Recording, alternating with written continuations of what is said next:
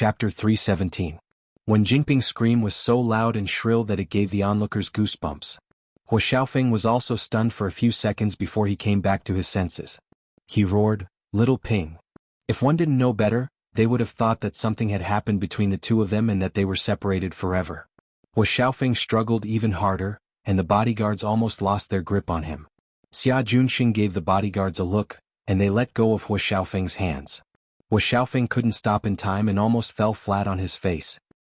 He barely steadied himself and rushed out of the door with a dark expression on his face. He couldn't be bothered to look for trouble with Xia Junxing and the bodyguards. Tisk. Su Yiyan watched the two of them disappear into the distance. His eyes were full of melancholy. They ran away just like that. How boring. Xia Junxing, who was thinking about how to clean up the mess, was speechless. After he sighed with melancholy, Su Yiyan turned his head and waved at the reporters. The reporters looked at each other and hesitated for a moment before they walked up to Su Yiyan. They said in a trembling voice, "Hello, President Su. We are reporters from Yueshang magazine. We are here to interview your company. Did you record everything that happened just now?" The reporters suddenly became nervous again. They were afraid that Su Yiyan would go back on his word and ask them to delete the footage. The leader of the senior reporters swallowed hard and said truthfully, "Yes, we did." "That's good." Su Yiyan sighed softly. "You saw it just now. She fell because her legs went weak. It has nothing to do with me. With the video, I shouldn't be blamed for this. Fortunately, I'm lucky." The reporters were speechless. Xia Junxing was speechless. Was this the main point? Now that he thought about it, this was indeed the main point. The two of them were pestering him endlessly. They obviously didn't have the ability but still pretended to be innocent and tried to scam him. It wasn't impossible. "Send a copy of the video to the Public Relations Department. It'll be insurance." Okay, we'll send it right away. It was just a request, how could they refuse? The same old reporter from before asked tentatively, "Then this report. You can write whatever you want. I guarantee that the whole corporation won't be able to do anything to you. However, the premise is that you have to report it truthfully and don't add unnecessary things on your own initiative. Otherwise..." Su Yiyan's eyes turned cold, revealing a hint of coldness and threat. "You don't want to know the consequences." The old reporter wiped the cold sweat off his forehead and hurriedly said, I understand. As reporters, we should seek truth from facts and convey real-time and accurate information to the public. This is what we should do." "That's it then. My secretary should have mentioned it to you just now. Thank you for taking care of our company's artists. There will be many more opportunities for cooperation in the future." Although it was Su Yiyan's first time dealing with these reporters, he knew to give them a carrot after a stick. Her words could be considered as giving these reporters a good impression. After all, there were quite a number of artists in their company. As long as they handled this matter well, there would be many more opportunities for them to interview others in the future. Okay. Su Yiyan said a few words to them and then handed the follow-up to Xia Junxing. She stretched and went upstairs to continue understanding the internal affairs of the company. Unexpectedly, just as she entered the office, Hua Qinhuan's video call came. Chapter 318. Su Yiyan's eyes lit up. She picked up the phone without thinking. "Qinhuan. Are you okay? I'm on my way there now. Xiaoyang is closer to you?" Su Yiyan was stunned. "You know? I'm fine. They are the ones who are in trouble. You don't know how embarrassed they were just now." After that, Su Yiyan told Hua Qinhuan everything that had happened not long ago. From time to time, she laughed happily, taking pleasure in other people's misfortune. Hua Qinhuan listened quietly. His eyes were full of tenderness and indulgence. "It's really funny. I didn't even think about messing with them, but they rushed to touch my eyebrows. They thought I didn't know what they were thinking. They wanted to splash all kinds of dirty water on me and you. They really thought I was a soft persimmon and I didn't know how to resist at all. Even a clay figurine has some temper." Hua Qinhuan's eyes narrowed dangerously when he heard that. He agreed and said, "They've gone too far." The anger in Su Yiyan's heart subsided slightly because of Hua Qinhuan's words, and a smile appeared on her face. Forget it. When those reporters expose this matter, it'll be enough for them to suffer. Just take it as the price for them to extort our company and our artists. Free publicity for our company and publicity for our artists." Su Yiyan smiled like a little raccoon that had stolen honey. She was charmingly naive but also a little mischievous. After today, Everyone in the circle will know how good our company's benefits are and how outstanding our artists are. After Su Yayan finished speaking, she lifted her chin and gave Hu Chenhuan a suggestive glance. Her face was filled with a smug expression that said, "Aren't I great?" and quickly praised me. Hu Chenhuan didn't praise her as she wanted. Instead, he said with some distress, "If the media publicize this matter, I'm afraid it will involve your previous matter." Su Yiyan knew what he was worried about. He smiled and said, "I know, but I don't mind and I don't avoid these things.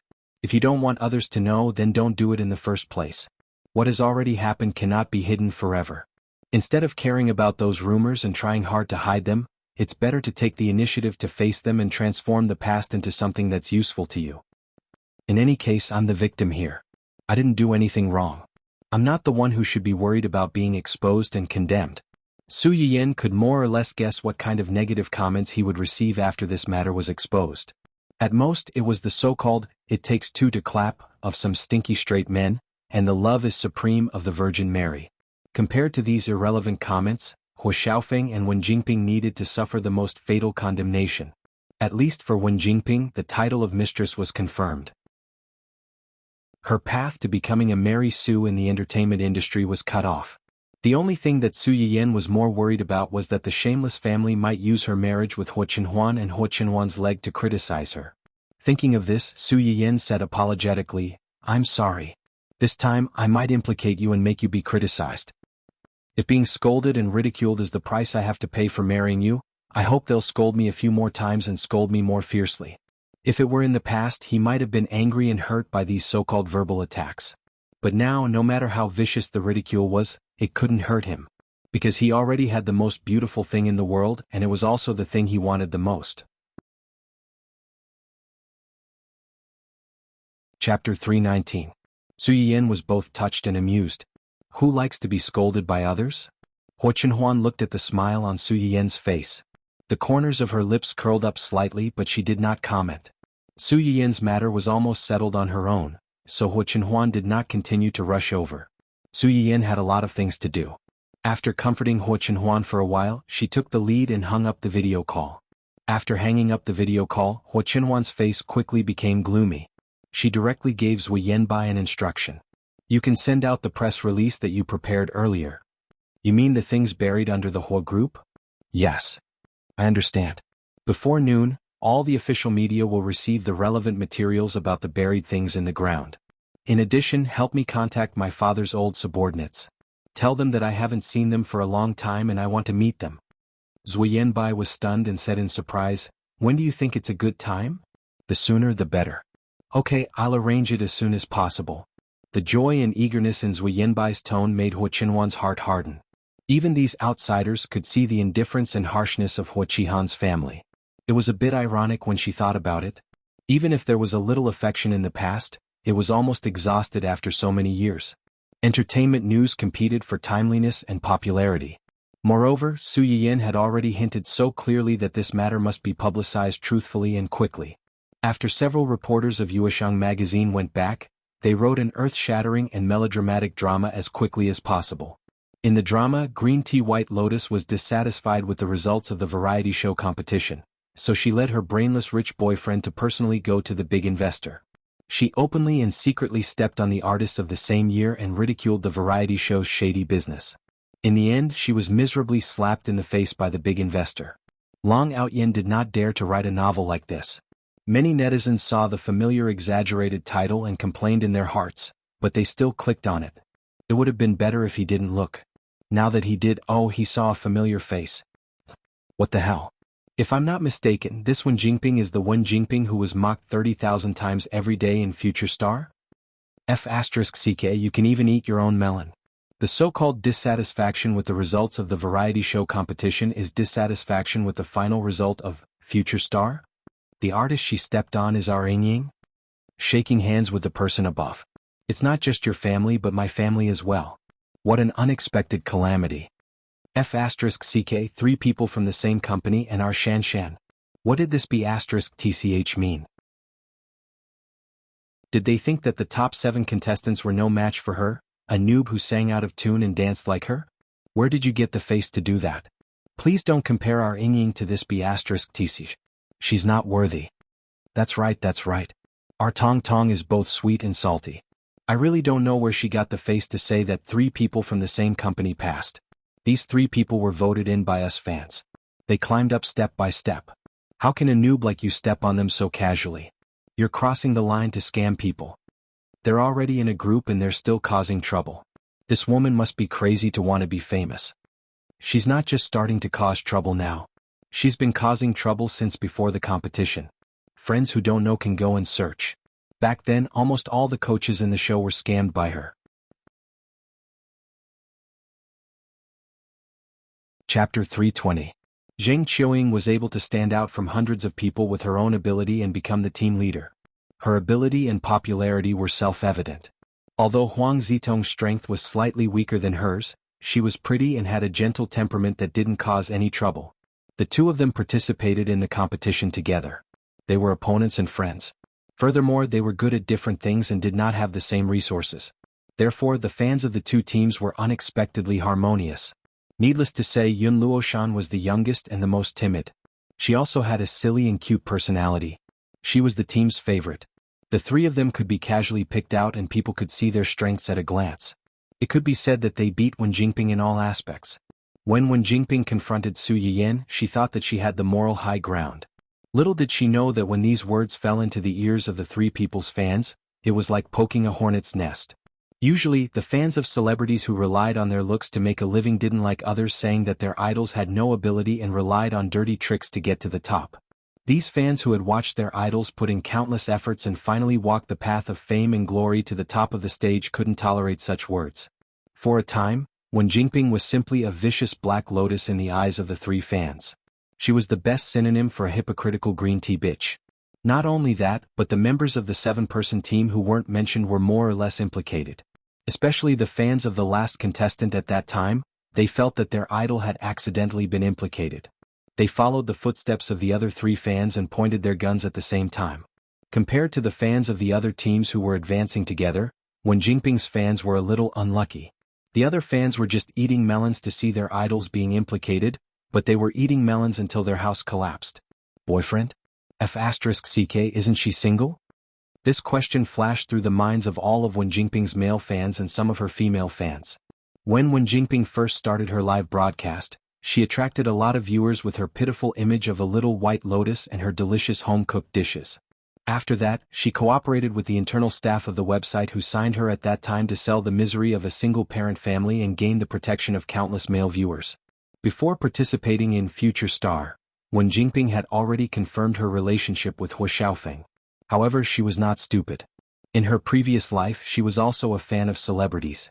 She knew very well that celebrities who took the popular route did not have the right to be in a relationship.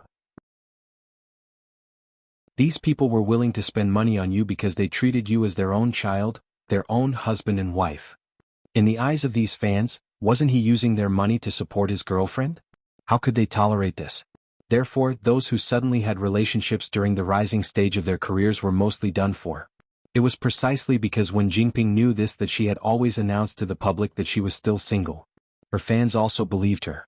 But now, this report was telling them that she had a boyfriend, and she even brought her boyfriend to fight with someone. Then what were they? What were these male fans who had spent a lot of money on her and wanted to send her on the path of flowers? The previous scamming incident and the top 20 fighting incident had already helped Wen Jingping clear a lot of fans. Most of the fans left were brainless straight men who only cared about appearances. But no matter how brainless a straight man was, he couldn't stand a green grassland above his head. Chapter 321. Wen Jingping's fans and her own anti-fans could not be bothered to argue with them. One by one they swarmed onto Wen Jingping's official account, demanding an explanation. While all this was happening, Wen Jingping was still angry that Su Yiyan had humiliated her in front of so many people. Just as she logged into her official account and was about to express her sadness, Su Yiyan saw a screen full of mockery and doubts. She almost fainted on the spot. However, this was just the beginning. Su Yiyan saw Wen Jingping's male fans rioting, and a hint of schadenfreude flashed across her eyes. In her previous life, Wen Jingping did not reveal her relationship with Hu Xiaofeng to the public until her death. In the original novel, their relationship was only revealed later on when Wen Jingping's career was smooth sailing and she received the approval of the male lead's family. At that time, Wen Jingping had already been promoted to the throne of Best Actress. She had a lot of male confidants, and her position in the industry was unshakable. Not only did this matter not affect her career, but she also received a lot of blessings. Now the time was not right. Wen Jingping's reputation had not changed yet. Most importantly, some of her male confidants had not yet taken their positions, and some had already changed sides. The sudden revelation of their relationship was undoubtedly a fatal blow to her.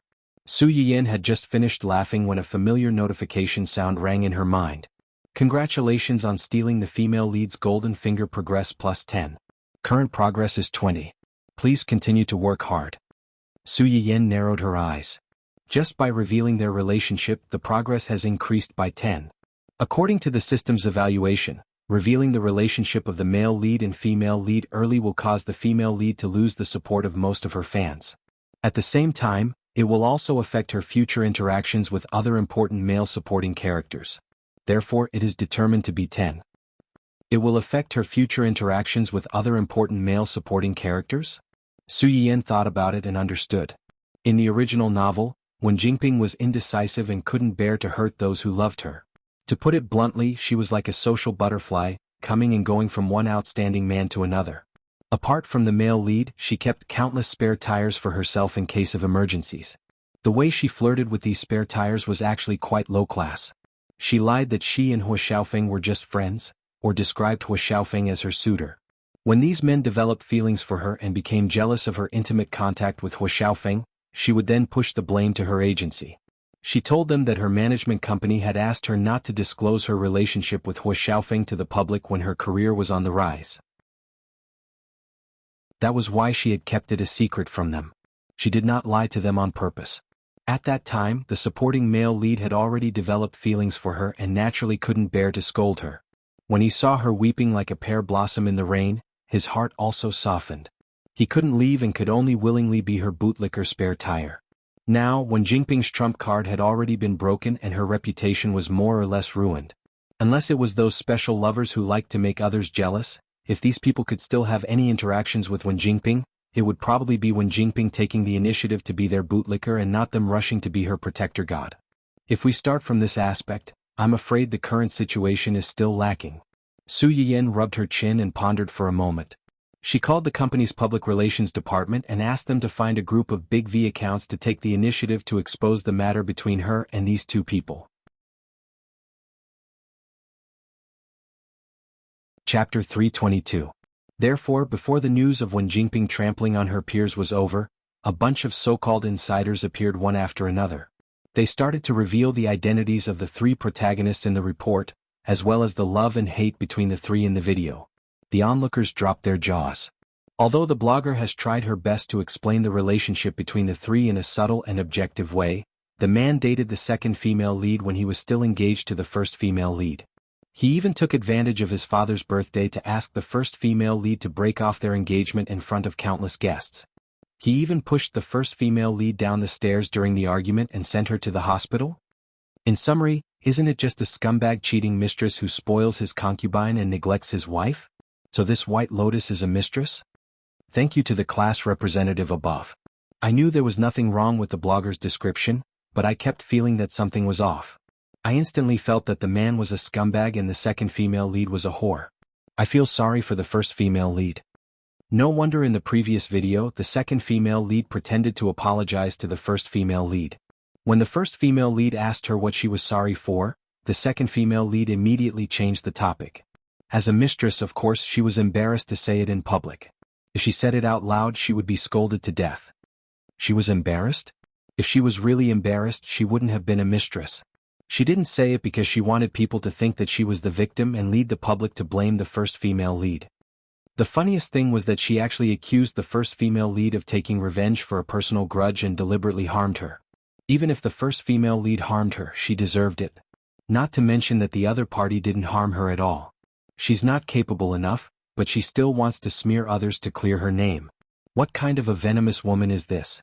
It's really chilling. When Hua Xiaofeng received Wen Jingping's call for help, public opinion had already pinned him and Wen Jingping on the pillar of shame as a scumbag and a mistress. Hua Xiaofeng had never suffered such humiliation in his life. He immediately hired a group of internet trolls to argue with this group of people. The internet troll strategy to clear their name was simple. They simply thought that the two of them were originally in a business marriage and had no feelings for each other.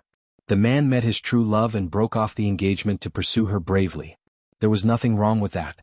Otherwise, it was just like what Su Yiyan had predicted. The man didn't want the first female lead and wanted the second female lead instead.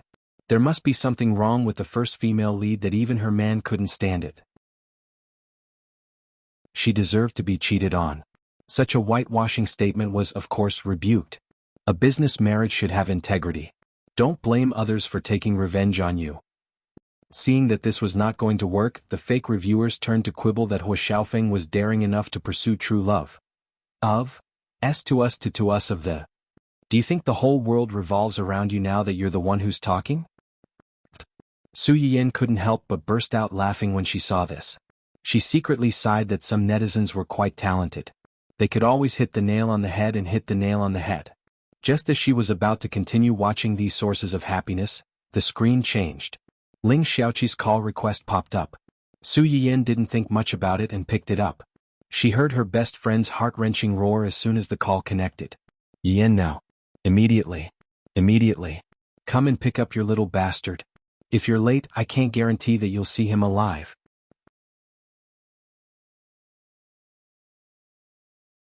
Chapter 323. Su Yiyan was stunned for a few seconds before she reacted. She opened her mouth and was about to say something, but Ling Xiaoqi had already hung up. Hung up. So what was she trying to do? Su Yiyan was dumbfounded. When Hua Chenhuan walked down the stairs, he saw his wife standing there in a daze. Her face was blank and inexplicably adorable. What's wrong? Su Yiyan woke up from a dream and said with a bitter face, Xiaoqi just called me and asked me to bring Dun Dun back now. If I'm late, I might not be able to see it alive. What did Dun Dun do to make her so angry? How would I know? She just said one sentence and hung up. Su Yiyan thought for a moment. Could it be that Dun Dun was too naughty and tore down her house? Haven't you thought, it might have something to do with Hua Hua? What can it have to do with Hua Hua? Su Yiyan stopped abruptly and turned to stare at Hua Chenhuan. A few seconds later, Su Yiyan could not help but suck in a breath of cold air. She shouted outside the courtyard, Uncle Zhang, prepare the car. It was originally Zui Yanbai who stayed at the old mansion to take care of Hua Chenhuan today, but Hua Chenhuan had something to ask him to do, so Yu Zian came over. Along the way, Su Yiyan urged Yu Zian several times as if she was on fire. Yu Zian didn't feel annoyed. He only found it funny. Don't be nervous, young madam. Miss Ling is your best friend. She won't do anything to Dun Dun even if she's angry. You don't understand. Su Yiyan sighed. Xiaoqi might be gentle and soft, but if she's really pissed off, no one can stop her. Su Yiyan held Hua Chenhuan's hand tightly and said sadly, I'm really worried that if we're late, she'll really stew Dun Dun into dog meat hot pot in her anger. Dog hot pot. As soon as Hua Chenhuan heard the word hot pot, she subconsciously thought of the hot pot Su Yiyan had made before and asked in a low voice, Is it delicious? Su Yiyan? Darling, wake up, that's our cub. Yu Zian. Although he was also very curious about this question, young master, to ask this question in front of young madam. A group of people rushed to Ling Xiaoqi's house full of worries. Before they entered the door, they heard Ling Xiaoqi's angry roar. Stop, stop, stop, don't come over. If you dare to come closer, I will kill you. Do you know what kacha means? Means? Su Yiyan's mouth twitched when he heard this and he couldn't continue listening. He opened the door and rushed in. Okay, we're here. If there's anything, let's talk about it face to face and solve it face to face. Don't scare it. You're here? Ling Xiaoqi was stunned when she saw Su Yiyan. After she reacted, she hurriedly carried her Hua Hua a few meters away from them. You came at the right time. Take this little bastard away. Take him away. Su Yiyan glanced at Dun Dun, who had a full beard and tail, and heaved a sigh of relief. He picked it up from the ground. Dun Dun saw that its owner had come and cried out aggrievedly. It nestled in Su Yiyan's arms and looked at the Hua Hua in Ling Xiaoqi's arms. Su Yiyan's mouth twitched slightly and he said helplessly, What happened? This little guy. It would have been better if Su Yiyan hadn't said anything. Ling Xiaoqi almost exploded on the spot when she heard this. This little bastard, Ling Xiaoqi couldn't say anything for a long time. Su Yiyan frowned and said tentatively, It completed the great harmony of life with the Hua Hua.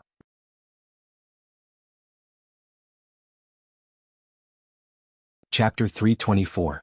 Ling Xiaoqi, Hua Chenhuan and Yu Zian, who were following closely behind. What kind of great harmony was this? Ling Xiaoqi was thunderstruck by this description. It took her a few seconds to react, and she burst into tears on the spot. Sob, sob, sob, my poor child. From now on, you're no longer the pure and innocent you from before. Su Yiyan, Hua Chenhuan. It turned out that Dun Dun had followed Ling Xiaoqi home for the past 2 days. Although it liked to hang out with Hua Hua at first, it was still well behaved. In addition, Hua Hua was stronger than it, so even if it had any ulterior motives, it would be suppressed in a matter of minutes. Ling Xiaoqi initially guarded against it and didn't let it get too close to Hua Hua. Especially at night, it was basically locked in one room each. No matter how much Dun Dun scratched the door, it wouldn't easily let a wolf into the house. Ling Xiaoqi woke up early this morning. She was really sleepy in the afternoon, so she went into the bedroom to take a nap. Unexpectedly, when she woke up and walked out of the room, I saw this little bastard riding on top of our Hua Hua. Ling Xiaoqi still felt stifled when she recalled the scene. If looks could kill, then this lustful short-legged brat would have been killed 1,000,000 times over by her. Su Yiyan also didn't expect that her silly dog would have such dumb luck. It actually succeeded. She immediately hugged Dun Dun and kissed it. She praised it sincerely. Well done. Yu Zian? Hua Chenhuan? Su. Yeah. Ling Xiaoqi completely exploded.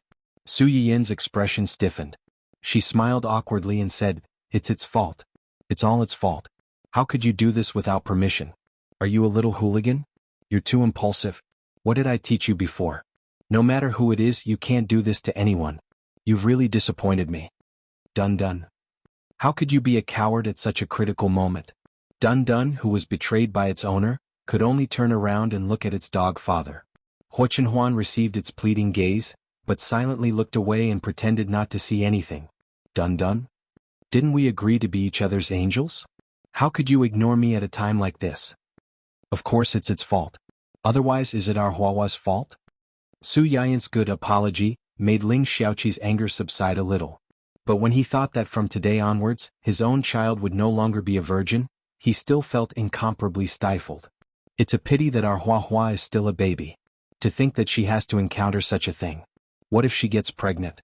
Why is our Hua Hua's life so hard? Me too. How could I have been so soft-hearted and brought it back? I knew it was a troublesome little bastard, but I still brought it back. I really brought a wolf into the house. I regret it so much. Ling Xiaoqi's face turned pale. She seemed to have imagined the terrible future. She looked at Su Yiyan and Su Yiyan with resentment. Therefore, in the next 10 minutes or so, Su Yiyan and Hua Chenhuan experienced in advance the terrible experience of their brats falling in love at such a young age and impregnating the girl's belly. It was a terrible experience of causing the girl's parents to fall in love with her and lose all their face. Yu Zian stood at the door and looked at the two high-spirited people who no one dared to look down on. However, when they were read, they lowered their heads in shame and repented. Not only did he not feel the slightest bit of sympathy, he even felt a little amused.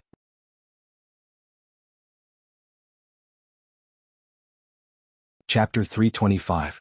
Although Ling Xiaoqi was angry, she knew that what was done could not be undone. What was done had been done. After grumbling for a long time and venting the anger in his heart, he gave up and sighed, Forget it, forget it. I overreacted a little. You can take it back. Su Yiyan was relieved to see that she had calmed down. He threw Dun Dun into Hua Chenhuan's arms and quickly stepped forward to hold Ling Xiaoqi's hand. Dun Dun was indeed in the wrong, but what's done can't be undone.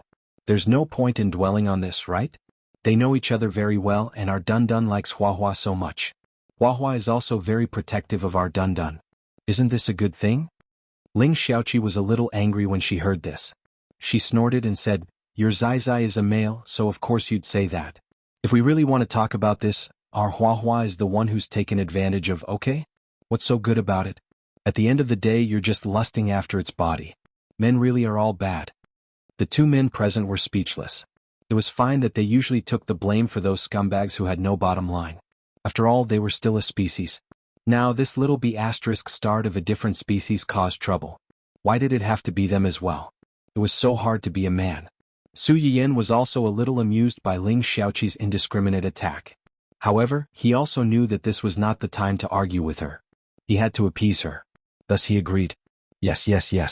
Men are all bad. Yu Zian, who was standing at the door and watching the show with relish, narrowed his eyes and glanced stiffly at his young master.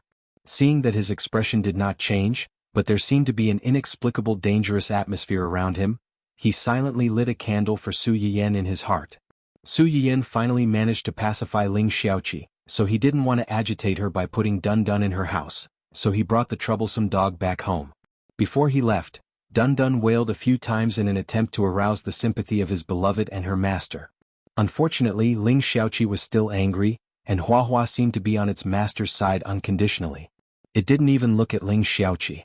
Alright, don't look like an abandoned husband. Su Yiyan rubbed the back of Dun Dun's furry neck and smiled helplessly. You're really brave. You've only been at someone's house for 2 days and you dare to bully their dog. Luckily Xiaoqi has a good temper.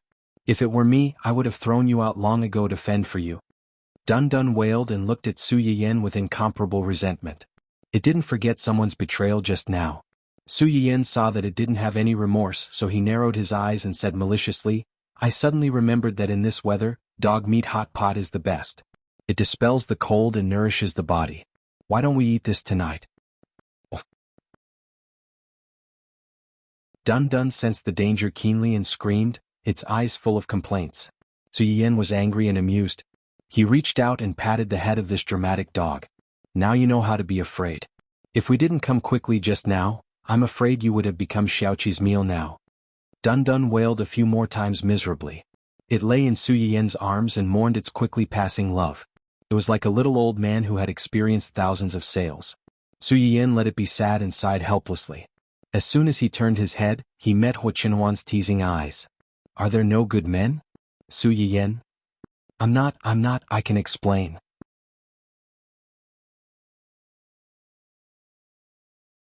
Chapter 326.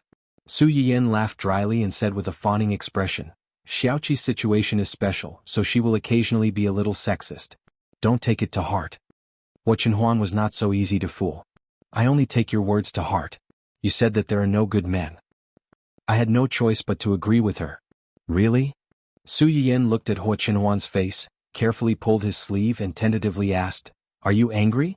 Hua Qinhuan was really not angry. As Su Yiyan said, she had no choice but to agree with her just now. She was not really dissatisfied with him, so he would not be angry because of this. But when he heard Su Yiyan ask him softly if he was angry, and her tone was full of nervousness and fawning, Hua Qinhuan's eyes darkened slightly, and he admitted shamelessly, Yes. Are you really angry? Su Yiyan immediately moved closer. Don't be angry. I promise I won't say that again.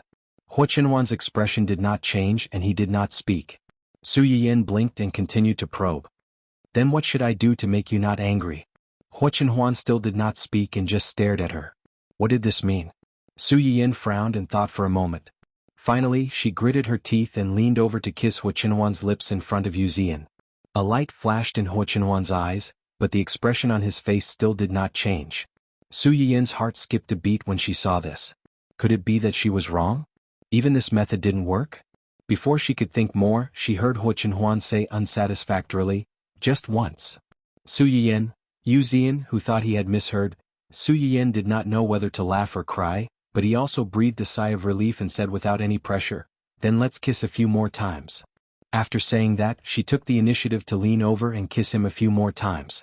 Every time it was a kiss on the lips. Yu Zian, who had been bullied for no reason, was speechless. Hey, that's enough. Don't bully a single dog like this. Dun Dun, who was still in Su Yiyan's arms. That's enough. Was this really appropriate in front of a lovelorn dog that had just been heartbroken? Dun Dun, who had just been brought back, once again had the idea of running away from home. This heartless world had truly broken its heart. Su Yiyan kissed her several times before stopping. He smiled and said, You're not angry anymore? Yes. Su Yiyan breathed a sigh of relief. Then, as if he had thought of something, he stared into Hua Qinhuan's eyes and said with a faint smile, You are indeed not a good person. Yu Zian, who had thought that this matter was finally over. Young madam, are you crazy? You finally managed to coax him and now you're saying this again? Are you planning to coax him again? Hua Qinhuan was stunned. He thought that Su Yiyan had sensed that he was pretending to be angry and had angered her instead. Just as he was about to explain, he heard Su Yiyan say, You are a good husband. Yu Zian was speechless. Do you guys like to take such long pauses when talking? A faint blush flashed across Hu Qinhuan's face. Although he didn't say anything, Su Yiyan could see the pure joy in his eyes. He was really easy to coax. Su Yiyan couldn't help but laugh. However, she slowly reached out and took the initiative to hold Hu Qinhuan's hand. Although these words were said to coax him, they were also from the bottom of her heart. In her eyes, there was no better husband in the world than Hu Qinhuan. And in the future, if they could have children of their own, he would definitely be the best father in the world.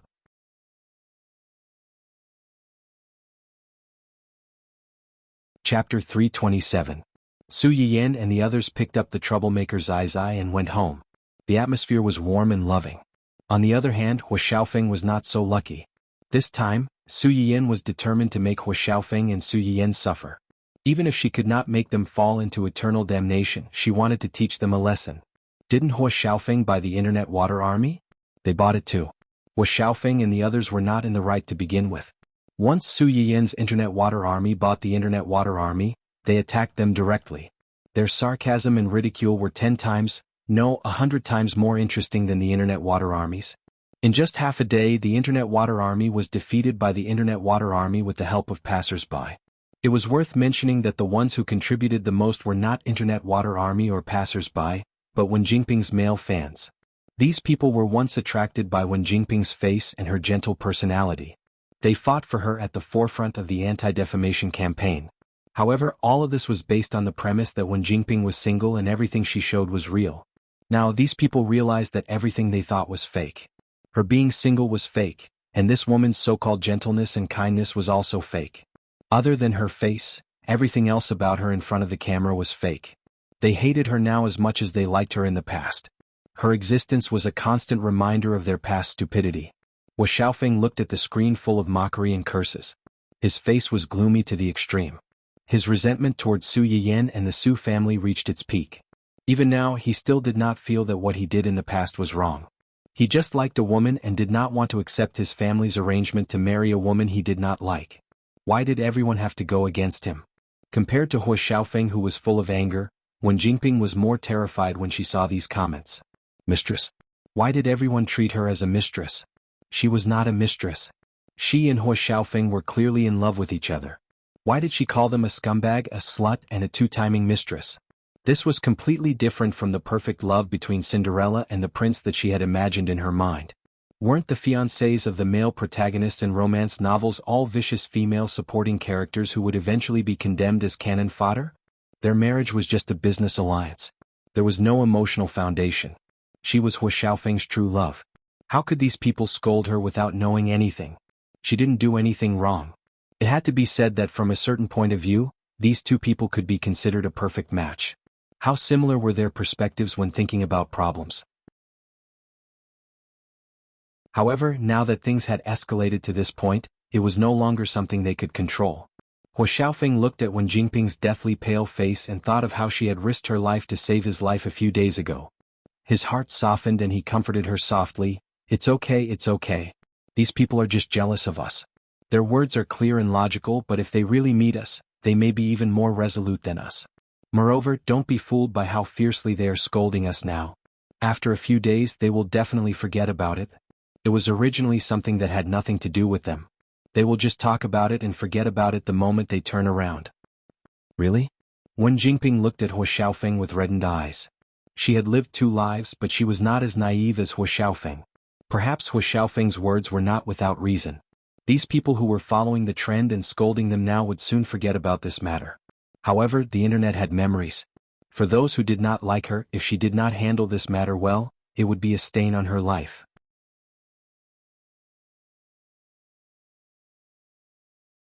Chapter 328. Wen Jingping was ambitious and wanted to be the best. Naturally, she would not allow such a deadly dark history to exist. But I feel bad when I see them scolding you like this, especially when they're not only scolding you but also your parents. I'm afraid that your parents will have a bad impression of me because of this. They won't. Hu Xiaofeng subconsciously wanted to refute, but as soon as the words left his mouth, he remembered the scene of his mother scolding him in the hospital that day. His expression immediately became subtle. We can't let them continue scolding you like this. When Wen Jingping saw that he was persuaded by her, she quickly added, If things go wrong, it might affect the company. Do you want to ask Uncle in advance and see if he has any other ideas? Wu Xiaofeng was young after all. In addition, he had been spoiled since he was a child and had not had much experience in life. He basically went down the wrong path without any direction. When Jinping hoped that Wu Xiaofeng's father would be better than him and help the two of them settle this matter. Wu Xiaofeng heard Wen Jinping's words and felt that they made sense. He immediately called Hu Qihan. The two of them had placed all their hopes on Hu Qihan, but they did not know that Hu Qihan could not even protect himself at this time. A few hours ago, the Hua Corporation had spent a lot of effort to acquire an investment site. Suddenly, the site of a suspected colony of extinct creatures was unearthed. This matter was comparable to the ancient Earth's imperial palace being excavated. Not long after the news broke, geological experts from all over the world rushed over. As early as when humans found this habitable planet with great difficulty, many people were very curious. This habitable planet was rich in resources, but they had not seen the existence of human-like beings. Was this a primitive planet that had never been developed before? If it wasn't, then had it experienced the same changes of eras as Earth before this? Before that, what occupied the top of the food chain? Many biogeologists stubbornly believed that exploring these things could better determine the future direction of human development so that this beautiful habitable planet would not repeat the mistakes of ancient Earth. Therefore, once this matter was exposed, it immediately received widespread attention. The original construction team had to temporarily stop work and wait for follow-up inspection and confirmation. Hu Qihan's face was as black as the bottom of a pot when he heard this. He swept all the documents on his desk on the spot. Who is in charge of this land? Didn't you ask someone to do an on-site inspection before writing a plan to buy land? Why are these things dug out from the ground? The secretary, who was forced to bear the brunt of his boss's anger, stood on the side with a pale face. After a while, he said in a trembling voice, "The person in charge of this land seems to be Captain Hua." Hu Qihan's eyes narrowed slightly. Only then did he remember that when Hu Xiaofeng first entered the company's senior management had questioned his ability. After all, Hu Qihan only had one son. Naturally, he couldn't bear to see others criticize him, so he handed over an important project in the company to him. He asked him to focus on inspecting a few pieces of land, make an evaluation report based on the results of the inspection, and finally decide on a piece of land as the cornerstone of the project. After all, this was his son's first performance result after entering the company. Although Hu Qihan helped guide him, he couldn't do too much on the surface. Otherwise, even if it was really done in the end, in the eyes of others, he would be the one who opened the door for his son and not Hu Xiaofeng's own ability.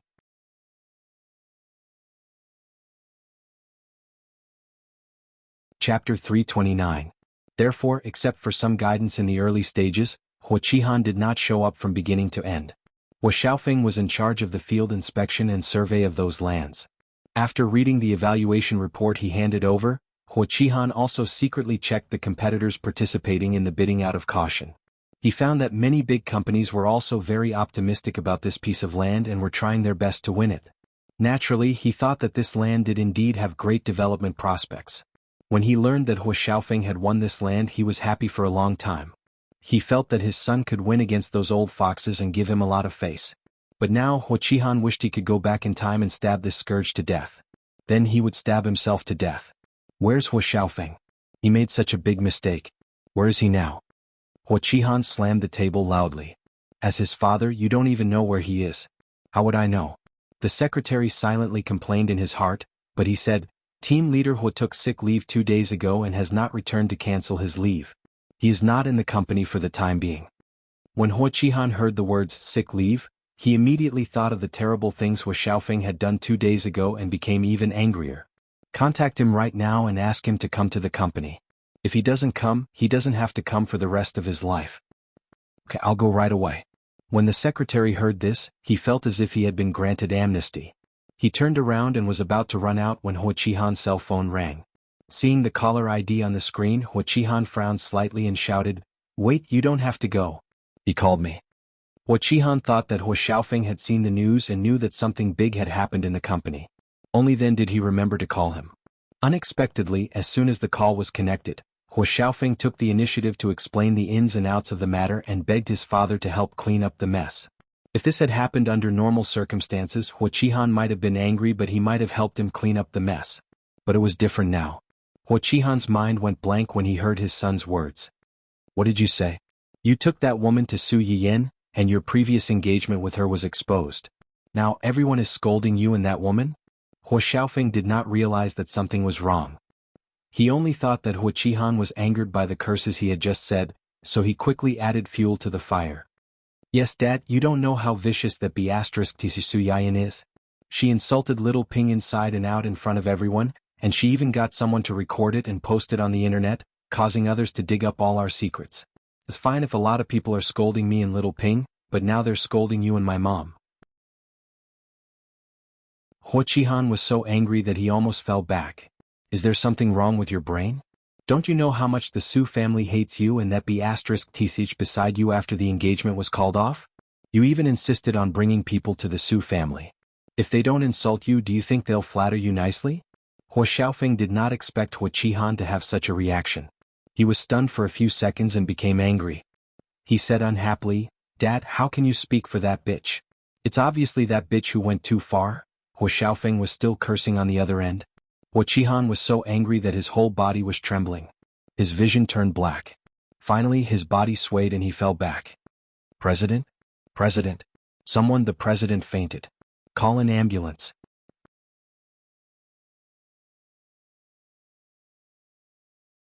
Chapter 330. The secretary's heart-wrenching roar resounded throughout the whole corporation building, and the president's office was instantly in chaos. At the same time, Su Yiyan's mind rang with the system's notification again. Congratulations to the host for snatching the female protagonist's golden finger, progress +10. Current progress 30. Victory is in sight, please keep up the good work. Su Yiyan was slightly stunned, her face full of surprise and confusion. What happened? Why did it add another 10 points? The host can search for ancient creature ruins discovered at Huo Corporation's construction site. Ancient creature ruins? Su Yiyan was even more surprised and quickly searched for the news according to the system's instructions. Sure enough, this news was already at the top of the trending news list and it was all red. Ancient creature ruins discovered at Huo Corporation's construction site? Doesn't that mean their project has to be suspended? What were they planning to do with this land? To develop real estate, and they have already invested a lot of money in the initial investment. Su Yiyan raised her eyebrows and gloated. So, Hua Qihan is in trouble? According to my understanding, the main person in charge of this project is the male lead, Hua Xiaofeng. Hua Xiaofeng is in charge of this project? Su Yiyan was shocked again. In her opinion, Hua Xiaofeng was a nobody who despised dogs. Hua Qihan had actually given him full responsibility for such an important project. He must have lost his mind. If this matter was blown up, the whole corporation would definitely suffer heavy losses. As the main person in charge, Hua Xiaofeng could not absolve himself from the blame. As the company's president, Hua Qihan could not escape responsibility no matter who was involved in this matter, not to mention that the person involved was his own son. He would probably be implicated to death. The whole corporation is Hua Xiaofeng's confidence and reliance. Now that he has caused such a big mess, it is very likely that he will be kicked out of the whole corporation. Even if he is not kicked out, the company's internal staff will definitely be full of opinions about him, and his reputation will plummet. Is that why the system added 10 points to my score? Su Yiyan narrowed her eyes as if she had sensed something. Hua Xiaofeng's female lead halo will also be affected? Male and female are originally one and complement each other. However, as the main character of the book, the female lead has a stronger halo than the male lead. Su Yiyan didn't think too much about it. She could tell that Hua Xiaofeng and Wen Jingping were bound together for good or ill. While they were talking, another piece of news popped up on Su Yiyan's phone. The CEO of the Huo Corporation has been sent to the hospital. He is suspected to have been angered by the eldest son of the family Hua. Su Yiyan couldn't help but laugh when she saw this, which alarmed Hua Chenhuan who was sitting beside her. What are you looking at that makes you smile so happily? Hua Xiaofeng is in charge of a piece of land in the Hua family that has been found to contain ancient biological ruins. If this matter is confirmed, the Hua Corporation will probably lose a lot of money. Because of this, Hua Qihan seems to have been angered by Hua Xiaofeng and was sent to the hospital. After Su Yiyan finished speaking, she saw that Hua Chenhuan's expression didn't change. She looked as if she had expected this. A thought flashed through her mind and she asked in a low voice, "Does this matter have anything to do with you?" Hua Chenhuan's eyes moved slightly and she nodded and said, "Yes." A trace of understanding flashed through Su Yiyan's eyes. She knew that this matter was too coincidental. Hua Xiaofeng had just suffered a big loss because of her, and now the whole corporation and Hua Qihan were in trouble. Did you send someone to make this a big deal? More than that. He had sent someone to expose this matter and make it a big deal, but he had done far more than that.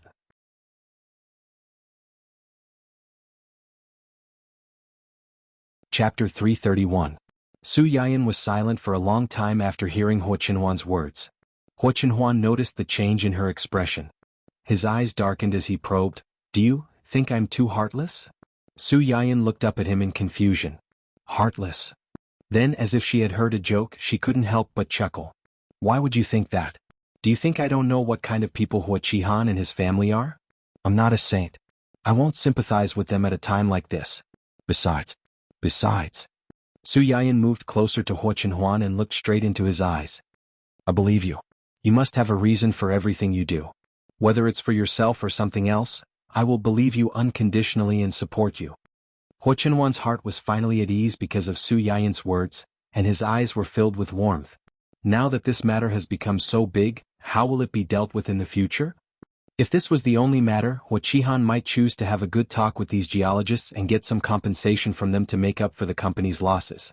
Su Yiyan understood the meaning behind Hua Qinhuan's words and asked curiously, "Can't we do that now?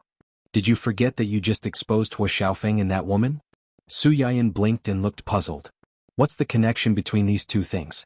The group of people you hired not only scolded Hua Xiaofeng and that woman, but also Hua Xiaofeng's upbringing and the whole corporation. Su Yiyan didn't expect Hua Qinhuan to know that she had hired a group of people. She blushed and muttered in embarrassment, "How do you know everything? I'm worried that you'll be wronged, so I naturally have to pay more attention to everything." Hua Qinhuan said this seriously, but Su Yiyan smelled a hint of sweetness in his words, and the smile on her lips couldn't help but widen. Humph, who told him to call his father the person in charge of the whole corporation when he came to cause trouble for me? He even threatened our company's security personnel to teach them a lesson. I want to see who will teach who a lesson. Hua Qinhuan loved Su Yiyan's arrogant and vengeful look. He smiled and said, "Originally, these two things really have nothing to do with each other. But because of the group of people and what you said just now, Hua Xiaofeng used the whole corporation and Hua Qihan's name to threaten them in the video. This made many people doubt the Hua family's upbringing, and it also affected the Hua corporation's reputation. At this time, the Hua corporation suddenly discovered ancient biological relics in the development zone. If the Hua corporation also announced that they wanted a huge amount of compensation, what would the consequences be?" Su Yiyan came to a sudden realization.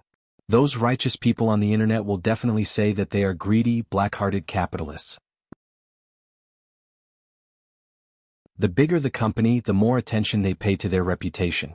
Hua Qihan originally had a chance to make up for this mistake. Now that he has been affected by Hua Xiaofeng's matter, there is only one path in front of him. What is it? Donate that land unconditionally to protect the company's reputation. Sacrificing a rook to save the king was indeed the only way, but will he do that? He has no choice. If he doesn't do this, he will destroy the whole corporation's foundation. Even if he doesn't want to, there will be people who will force him to do it. But will the company's senior executives let him make this kind of decision? Hua Qinhuan narrowed his eyes and chuckled. They will. They know very well that this is the only way. But knowing is one thing, it is impossible for them not to feel resentment.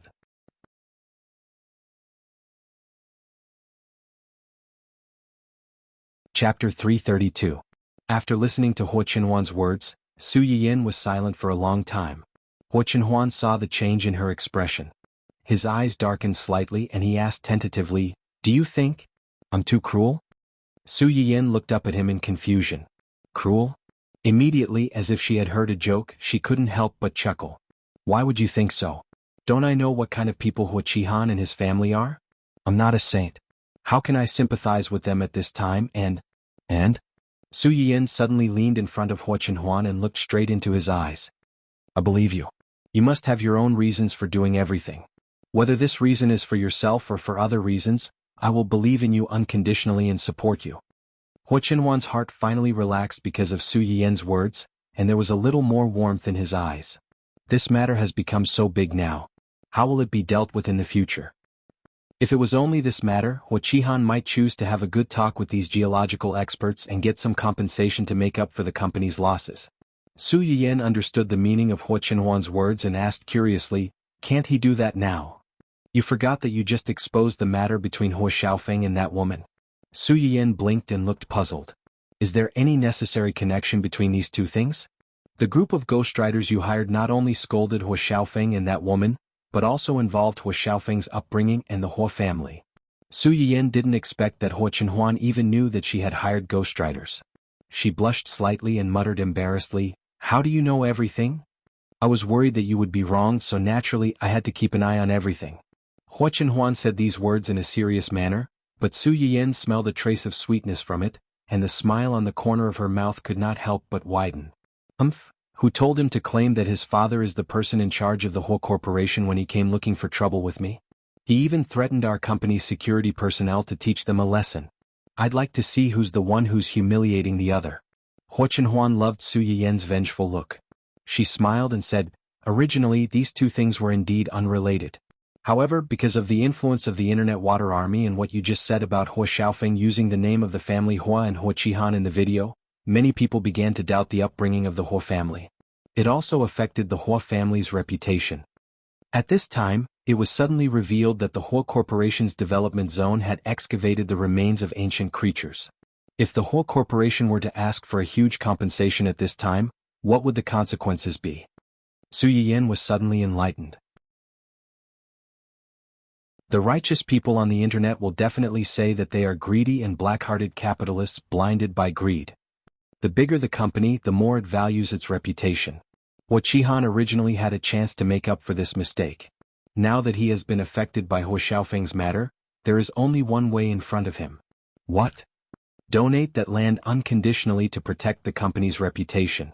Abandoning the rook to save the king was indeed the only way, but will he do that? He has no choice. If he doesn't do that, he will destroy the foundation of the Hua Corporation. Even if he doesn't want to, someone will force him to do it. But will the company's senior management allow him to make such a decision? Hua Qinhuan narrowed her eyes and chuckled. They will. They know very well that this is the only way. But knowing is one thing, it's impossible for them not to be resentful.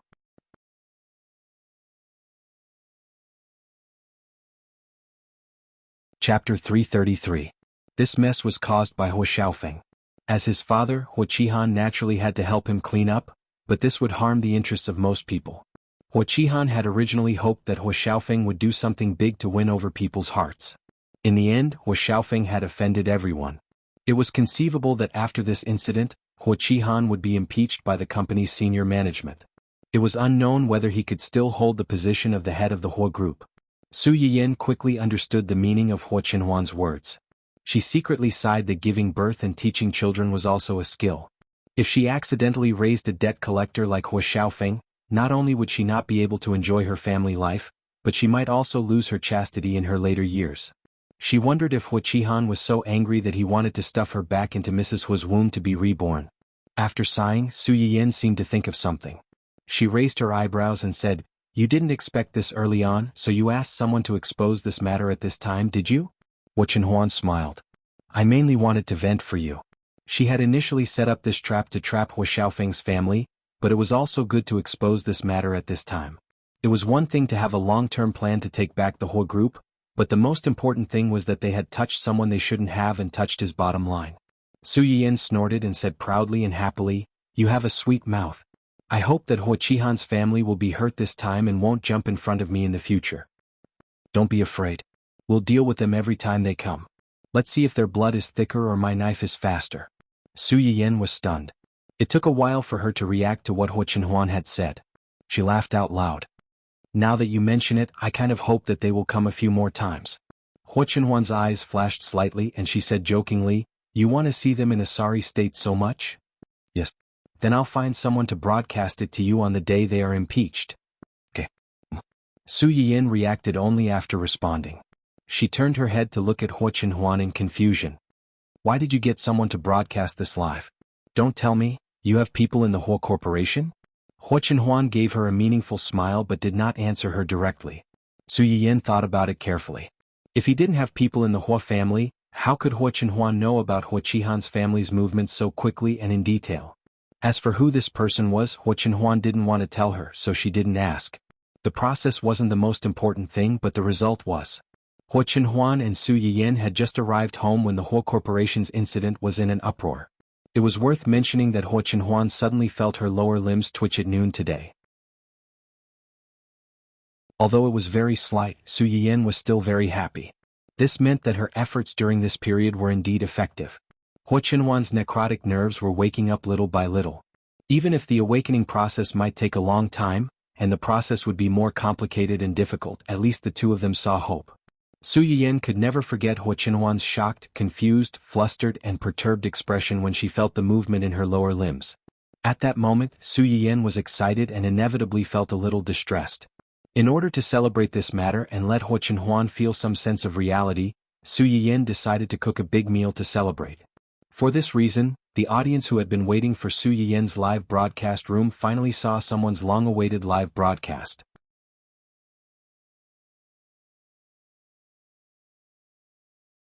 Chapter 334. You're finally here. Fortunately, I didn't give up. I knew it. The early bird gets the worm. The hard-working child will always be able to wait for the streamer. Sob. The streamer has been neglecting her job ever since she got married. Originally, she only updated once a day, once every 3 days, and once a week. Now, I'm satisfied if she can update once every half a month. I feel wronged. The streamer is really the most irresponsible streamer I've ever seen. She only broadcasted twice a month after getting married. Doesn't she know that no matter how popular the streamer is, it's easy to be forgotten without exposure? Has the audience all run away? As a true fan of the streamer, I really want to persuade the person above to understand that the streamer and her husband are newlyweds after their wedding. It's inevitable that the audience will be left out. As an audience, I really want to say, let's go, let's all go. That way I'll have a chance at the streamer's lucky draw. The person above. Well said. I actually think so too. After experiencing all kinds of things in the previous live broadcast room, coupled with the fact that she opened a shop in reality, the business was booming, and the demand exceeded the supply. Moreover, the positive rating was as high as 99.9%. The number of followers in Su Yiyan's live broadcast room had gone straight to 7 digits, almost breaking through 9 digits. She could be regarded as the veritable #1 streamer on the website. Who knew how many people's eyes were red? Su Yiyan restarted her live broadcast after a long hiatus. All of a sudden, more than half of the overall traffic of the entire website was absorbed, and a large wave of new traffic was introduced at the same time. This group of people was eyeing covetously, waiting for Su Yiyan to finish her live broadcast to enter the lucky draw. They couldn't wait for more people to leave so that their chances of winning the lottery would be greatly increased. Of course, not everyone was kind to Su Yiyan's absence during this period. Under a lot of complaints, there were also some sour ridicule such as, "This person is arrogant when she's popular." Other streamers live for 3 hours a day, hundreds of hours a month, and don't even have a day off. The streamer, on the other hand, only broadcasts for a few hours every 10 days or half a month. The most ridiculous thing is that the update frequency is also pushed every time she broadcasts. Does the streamer have some unspeakable relationship with the higher-ups of the live broadcast platform? Finally, there's someone who understands. If I remember correctly, there's a requirement for the length of the live stream every month when the host signs a contract with the platform, right? It's good enough that the platform didn't sue a streamer who broadcasts twice a month, but they actually rejected her. Could it be that she has some kind of PY deal with the company's higher-ups? This kind of sour tone, as well as the inexplicable and consistent reasons for the blame, just by looking at it, it was obvious that the streamers who were jealous of Su Yiyan had deliberately hired the Water Army to slander her. There were also some angry customers who couldn't get a reservation in Su Yiyan's medicinal cuisine restaurant. They gritted their teeth and jumped up and down. The good reviews of the streamer's physical store were probably paid by the Water Army. I used my ID to make a reservation. If there were too many people, I wouldn't have been able to make a reservation. Why did they say that they didn't support ID verification? Is this discrimination against ordinary consumers? If it was the former, the fans would spontaneously attack the other party until they were speechless, and Hua Chenhuan would also have her account banned. If it was the latter, although Hua Chenhuan would also have her account banned, she posted an explanation at the top of the live broadcast room. Mountain Yu Fusu, The Medicinal Cuisine restaurant will not accept viewers whose accounts have been banned. The Medicinal Cuisine restaurant will also not accept viewers who have slandered the streamer more than twice on major public forums, including their families. I hope everyone knows.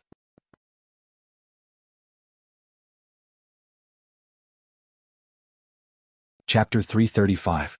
After that, she sent countless tips to ensure that her message was hung in the most prominent position in the live broadcast room for everyone to see. When this announcement came out, the professional anti-water army was immediately silenced. No one could guarantee that their own family members would suffer from 3 disasters and 6 diseases. When would they need help from others?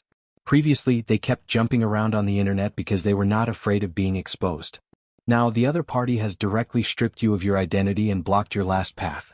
Not only did they not have a share in the lucky draw in the live broadcast room, but they could also forget about the Medicinal Cuisine in real life. Didn't they hate her? That was her shop, so they could forget about the food she made. If they let her go, they would also let themselves go. Most of the accounts that had been banned before and were now jumping around were people who had borrowed their family members' identities to register new accounts. Now, even their own family members were blacklisted. Not only that, but other family members might also be blacklisted. This directly led to many people who wanted to make a reservation at the restaurant, but they could not even pass the identity verification. After asking around a little, she found out that there was such a thing. When she went back, she pulled out the scourge who harmed others and herself and gave them a beating. Of course, this was all in the future. Su Yayan was preparing to make a lot of things today and she needed more materials. When she took out all these things, the live broadcast room was already filled with complaints from the audience and the trolls looking for trouble. Then she saw the explanation sent by Huo Chenhuan. Knowing that he was protecting her, she only felt sweet in her heart and did not care about those negative comments. She only said to the very sad audience who were waiting to be fed, "Recently I've been busy with the wedding and the medicinal cuisine, so my live broadcast time has been reduced a lot. But from today onwards, I will try to find time to continue live broadcasting in the morning or at night. It's just that the duration of each broadcast may not be as long as before." Su Yiyin did not have as much time as before. During the day she had to go to the management company, and in the afternoon she had to remotely place orders for the customers who had made reservations at the medicinal cuisine restaurant. She could only find time in the morning and at night. She also had to consider her time with Huo Chenhuan. Thinking about it, she had no choice but to shorten the time and let the audience who were watching her live stream suffer. Perhaps it was because Su Yiyin had stood the audience up for too long, but when they heard her words, not only did they not feel disappointed, they even became excited. Is the host finally going to be hardworking? As long as the host is willing to do a live broadcast, you can do it at any time and for as long as you want. Seeing this, Su Yiyin smiled and went straight to the point. "Thank you for your understanding. Today we will make a few simple medicinal dishes that are suitable for people with muscle atrophy and who need calcium and bone supplements." When Huo Chenhuan heard the words muscle atrophy and calcium nourishment, she immediately guessed that these dishes were made for her. A smile immediately appeared on her face. "First, we're going to make chestnut, corn and pork ribs soup. The ingredients are relatively simple. It's just chestnuts, pork ribs, corn and a part of the broth I brought back from the shop." As soon as Su Yiyin's voice fell, a few questions floated on the bullet screen. What's broth? Broth is the soup left behind by chicken soup after a long period of boiling. This kind of broth can have a very good freshness effect when used to stew noodles. It will make the noodles taste better. As Su Yiyin spoke, she cut the pork ribs into pieces and threw them into the pot to soak in water. Then she took them out for later use.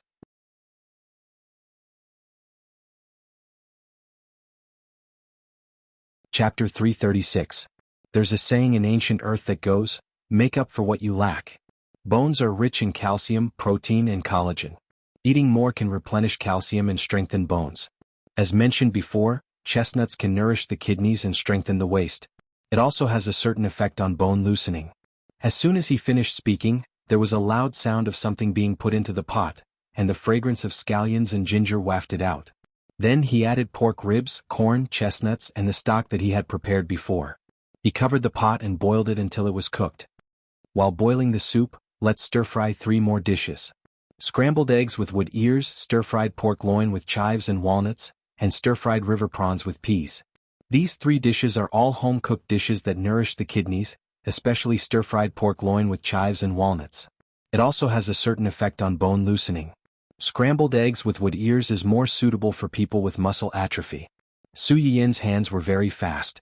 In just a few minutes, he had finished arranging all the ingredients and stir-fried them one by one. Suddenly, the live broadcast room was filled with smoke, and the fragrance of the stir-fried dishes wafted out. The audience in the live broadcast room and the servants outside all stopped what they were doing and swallowed their saliva. By the time the dishes were done, the soup was almost ready. Su Yin tasted the soup and turned off the fire.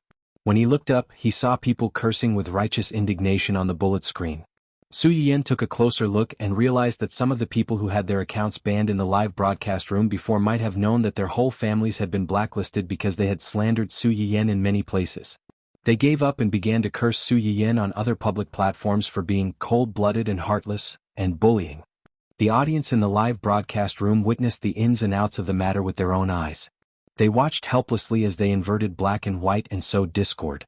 They were also very angry. One by one, they comforted Su Yin in the live broadcast room, telling him not to take these things to heart and not to pay attention to these self-righteous idiots who thought that the whole world revolved around them. At this time, Su Yin had already pulled out one of the posts and read it. He found that the other party had repeatedly emphasized that he did not want to save someone who was in need. The other party even insinuated that Su Yin had previously given the Chinese medicine seeds to the research institute for free because he wanted to curry favor with the higher-ups of the research institute. Ordinary people like them were simply not worth their time. Su Yin sneered, "I'm not the Virgin Mary.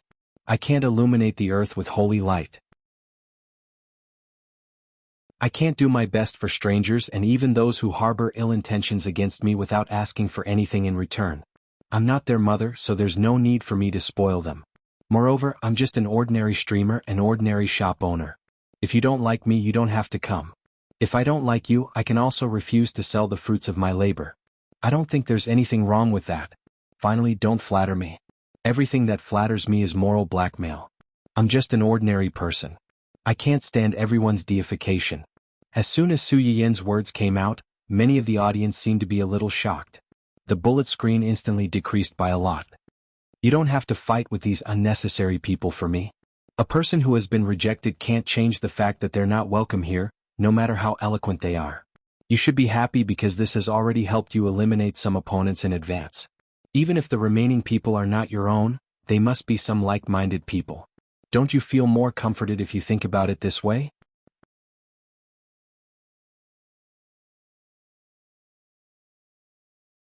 Chapter 337. The audience felt as if they had just woken up from a dream.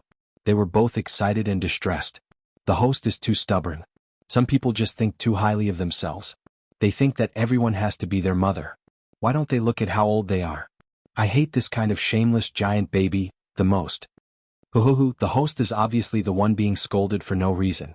She should be the one being comforted the most, but she comforted us instead. What kind of immortal host am I a fan of? I like the host who is fearless in front of anti-fans. She can make them speechless with just a few words. I also like the host's gentleness and patience to ordinary viewers like us. Some people really don't deserve to eat the host's food. Support the host. I'm about to die from anger after reading those stupid posts. Just because the host donated the Chinese medicine seeds for free, they think that the host should always serve others to live up to her reputation? They're really taking advantage of others. Give them an inch and they want a mile. Shameless to the extreme. Yes, all departments pay attention. In the future, if you see such comments on the internet, you must tell everyone that the host is being kind by being willing to help others. Endless requests for the host's contribution are shameless. Saving you is kindness, but not saving you is also duty. The host doesn't owe you anything. Su Yin looked at these comments that were sincerely considerate of her, and she couldn't help but feel a little more warm in her eyes. Well, let's not care about these annoying things. Next, let's draw a prize. As usual, after picking out a few audience members to send out a portion of today's dishes, Su Yin turned off the live broadcast and took the dishes out. Hua Chenhuan saw that she turned off the live broadcast and spontaneously sat at the dining table to wait for the food. Su Yin saw this and smiled slightly. "Did you wait long?" "No, running around to do so many things every day.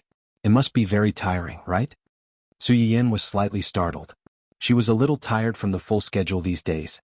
She thought that she had hidden it well, but she didn't expect that Hua Chenhuan had already found out. She opened her mouth and wanted to say that she wasn't tired, but when she met Hua Chenhuan's gentle and tolerant eyes, She pouted and said truthfully, "I'm tired. I'm dying of exhaustion. I'm so tired after earning money to support the family for a few days. It seems that I'm more suitable to be beautiful at home. So, you have to get better quickly. I'll be relying on you to take care of me in the future." Hua Chenhuan was slightly stunned. She did not expect Su Yiyan to say that. She felt distressed and amused at the same time. "Okay, I'll try my best to get better as soon as possible. I'll earn money to support the family and let you be as beautiful as a flower at home." Okay. Su Yiyan nodded and picked up some food for Hua Chenhuan. "If you want to get better quickly, eat well and maintain a good mood. In a few days I'll accompany you to the hospital for a full body checkup to see the results." Although the auxiliary function could roughly see a person's physical condition, it was not as reassuring as having accurate data. Moreover, the key now was not him but Hua Chenhuan, the person involved. Su Yiyan wanted to let Hua Chenhuan truly feel that he was recovering and increase his confidence. This would also be beneficial for the treatment later. Hua Chenhuan's eyes flashed slightly and he nodded. Since his legs were declared dead by the most authoritative doctor, he had never gone to the hospital again. But if it was with Su Yiyan, he was willing to go and have a look. Su Yiyan was happy and continued to pick up food for Hua Chenhuan. Hua Chenhuan looked at the food piled up in the bowl. Her eyes flashed slightly and she said meaningfully, "If I remember correctly, chives should be aphrodisiac, right?"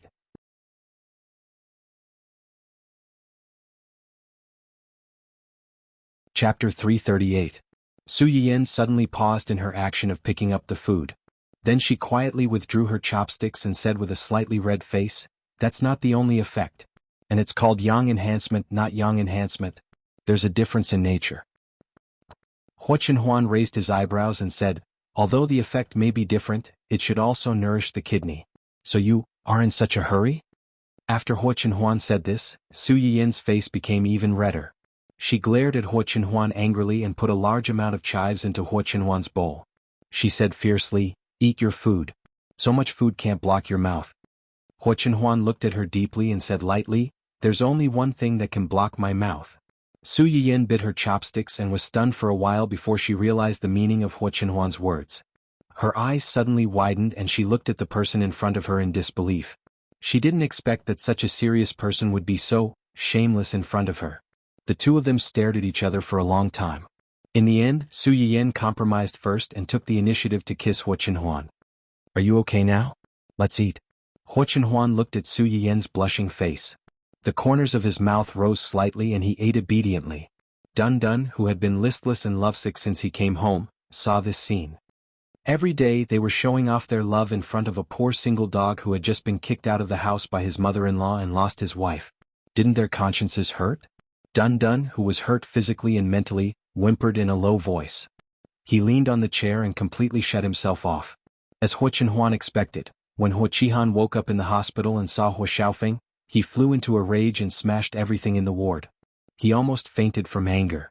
It was Hua Xiaofeng's first time facing his father's thunderous rage. The glass cup smashed into his forehead and blood flowed down his face. The hospital had no choice but to add another bed next to his father's. Hua Qihan got angry as soon as he saw him. He didn't want to be in the same ward as him at all. In the end, the hospital had no choice but to put a piece of cloth between the father and son so that they couldn't see each other. In the end, as soon as they put the cloth in place, the media leaked the news. The father and son fight in the ward. The head of the Hua Corporation is sent to the hospital because of his son. A fight broke out in the ward. The father and son of the Hua group's leaders are both hospitalized. Father and son turned against each other in the past. Is it the distortion of human nature or the decay of morality? When Hua Qihan saw the report, the ward was almost smashed again. He couldn't wait to send Hua Xiaofeng back to his mother's womb to be reborn. Other people gave birth to a baby, but he gave birth to a son who was a debt collector. Previously, Hua Xiaofeng's family was ridiculed for breaking off their engagement. Later, there were problems with the Hua Corporation's key projects. The Hua Corporation stock price fell to the bottom for a while. Even though Hua Qihan was in the hospital, he had to take the calls of the company's directors. He had to humbly accept the directors' dissatisfaction and cynicism. In the end, in order to appease the company's directors and stabilize the Hua Corporation stock price, Hua Qihan had to cut off his tail to survive. He chose to donate the land where the ancient biological site was found. Of course, this donation meant that in addition to the company's heavy losses, he also had to put out a part of his private property to the company to maintain the company's normal operations. This part of the funds was enough to destroy Hua Qihan's years of hard work, not to mention the compensation for the company's other people whose interests were damaged.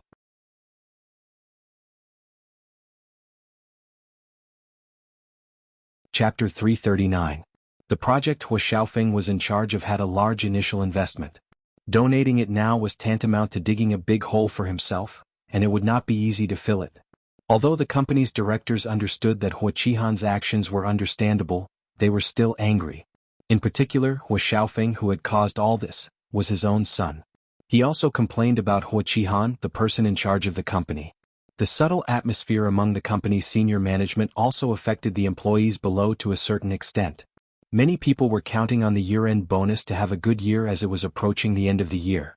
Now that the company was in trouble, the year-end bonus was most likely gone. The basic benefits that they had been looking forward to for a year were gone. This alone was enough to make these low-level employees dissatisfied with Hua Xiaofeng, the young master who came out of nowhere, and Hua Qihan, the big boss. However, they were small and weak. Even if they were dissatisfied, they did not dare to show it on the surface. However, once there was a crack in something, it was difficult to restore it to its original state. Many changes were also subtle.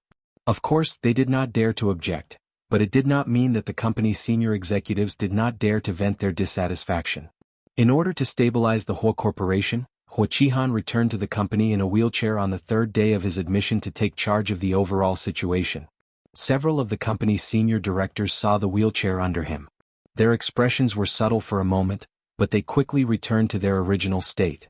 I'm sure you guys already know about the development zone in the suburbs. Do you guys have any good ideas? We don't dare to say that we have good opinions.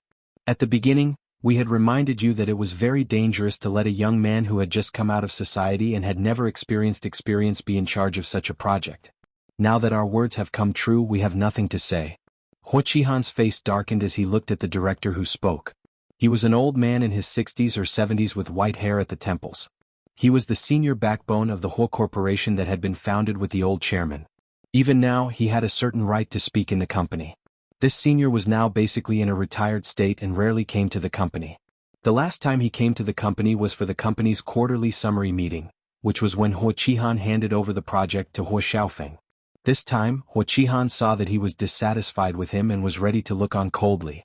His heart was slightly cold and his expression did not look good. However, he was in the wrong in this matter. Even though Hua Qihan was angry, he did not dare to lose his temper at the other party at this time. The incident this time was indeed due to the negligence of the subordinates of the young Peak. But the most important thing now is how to solve this problem. Everyone present was a sly old fox. How could they not understand that he still wanted to protect Hua Xiaofeng and wanted to find a scapegoat to take the blame for Hua Xiaofeng?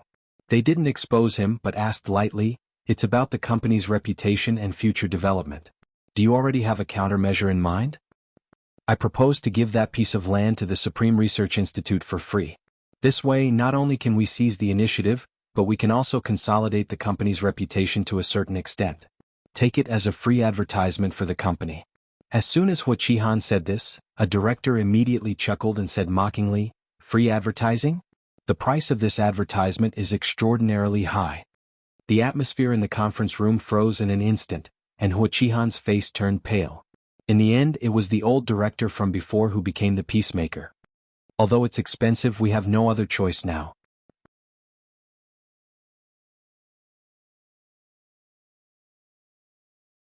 Chapter 340. Everyone in the room fell silent again. The director who had previously mocked Hua Qihan snorted coldly and did not speak again. Hua Qihan could not help but breathe a sigh of relief when he saw this. He thought that this matter was over, but he did not expect the old director to say, "Although it was a last resort, it is also a fact that the company has suffered huge losses because of this. These losses still have to be borne by the culprit."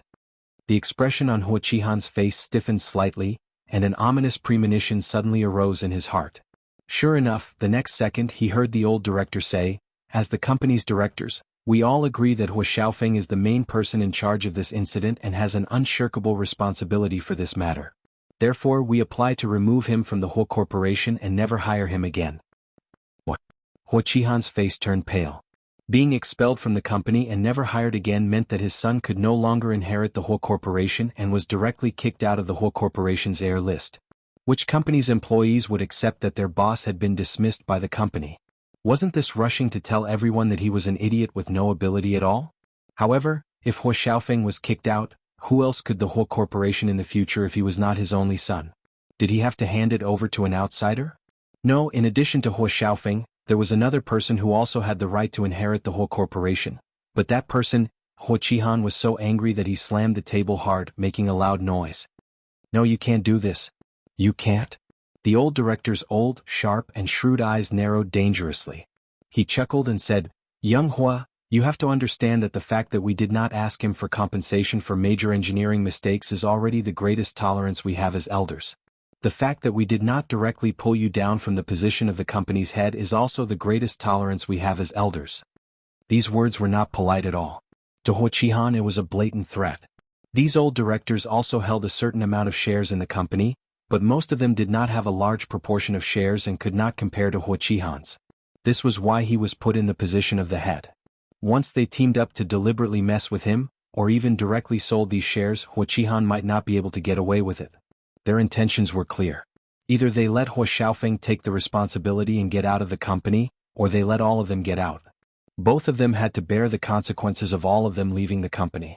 From this, it could be seen that He Qihan's usual self-righteousness and this time, He Xiaofeng's big trouble had completely ignited the anger of these directors, making them extremely disappointed with the father and son. He Qihan's expression was extremely ugly, and his eyes flickered. In the end, he made a decision between himself and his son. I agree. After saying this, He Qihan's straight back suddenly collapsed. His whole person seemed to have suddenly aged more than 10 years, and his expression was ashen. The others didn't care what kind of mental struggle he was going through. After looking at each other, they said in a clear voice, "Since that's the case, let's vote. Those who agree to fire He Xiaofeng and never hire him again, raise your hand." Whoosh, whoosh, whoosh. Everyone in the conference room raised their hands, except for He Qihan. A unanimous vote. In that case, immediately inform the personnel department to handle the relevant follow-up matters as soon as possible.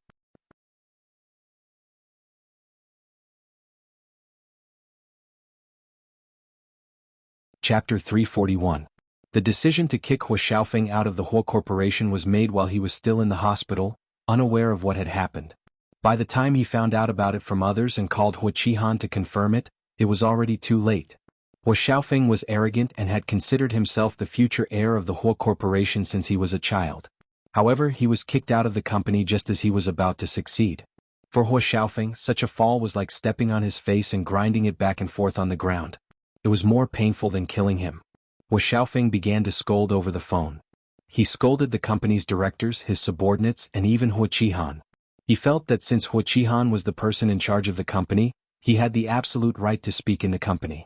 As long as he was willing to protect him, how could the directors casually kick him out of the company? He Qihan was already full of anger. He was angry that the company's directors did not give him face, and he was even angrier that He Xiaofeng failed to live up to his expectations. In the end, not only did He Xiaofeng not understand him, but he also blamed him. This kind of debt collector was better off not having a son. The father and son, who were originally happy and harmonious, seemed to have gradually become estranged from the moment He Xiaofeng took the initiative to break off the engagement. This incident was a fuse that completely ignited the relationship between the two, making it impossible for them to return to their previous fatherly and filial son relationship. He Qihan had a very important purpose for donating that piece of land. As soon as he finished negotiating with the research institute, he had asked someone to release a press release to publicize this matter. He wanted to sell the selfless name of contributing to the future of mankind. Unfortunately, the passers-by did not seem to buy it. As far as I know, there is no way to continue the construction of the ancient biological site that has been excavated underground. Are you sure you didn't deliberately bribe the press release to brag about the donation? If I had known about this before seeing the scumbag couple, I might have thought that this was a good idea. Now it seems hypocritical. Let's go. He Qihan thought that once the press release was released, the reviews would suddenly turn around and the company's stock would stabilize a little. He did not expect that a third of the people had the same idea. He was so angry that he almost smashed the office again. On the other hand, Hua Qinhuan kept her promise and told her about how Hua Qihan was almost fired by the company's directors. Su Yiyan listened with relish and said with a smile, Hua Qihan's expression must have been very funny when you said that. If I was there at that time. Hua Qinhuan looked at the gloating smile on Su Yiyan's face and laughed along. However, I really didn't expect this matter. I thought it would take a few days before he made up his mind to donate such a large piece of time. Hua Qinhuan was silent for a moment and said truthfully, the reason why this matter has progressed so smoothly is because someone is adding fuel to the fire behind the scenes. Who is it? Your brother. My brother? Su Yiyan looked confused and surprised. How does this matter have anything to do with my brother? Maybe he saw the video of Hua Xiaofeng and his wife looking for you on the internet. He couldn't bear to see you being bullied, so he pushed you behind your back. Su Yiyan nodded. She had to admit that this was indeed something her brother would do. However, since she already knew that he had pushed her behind her back, Su Yiyan had to call him to confirm. Su Yuxuan seemed to have been waiting for her call. As soon as the call was connected, he said, You finally know to call me?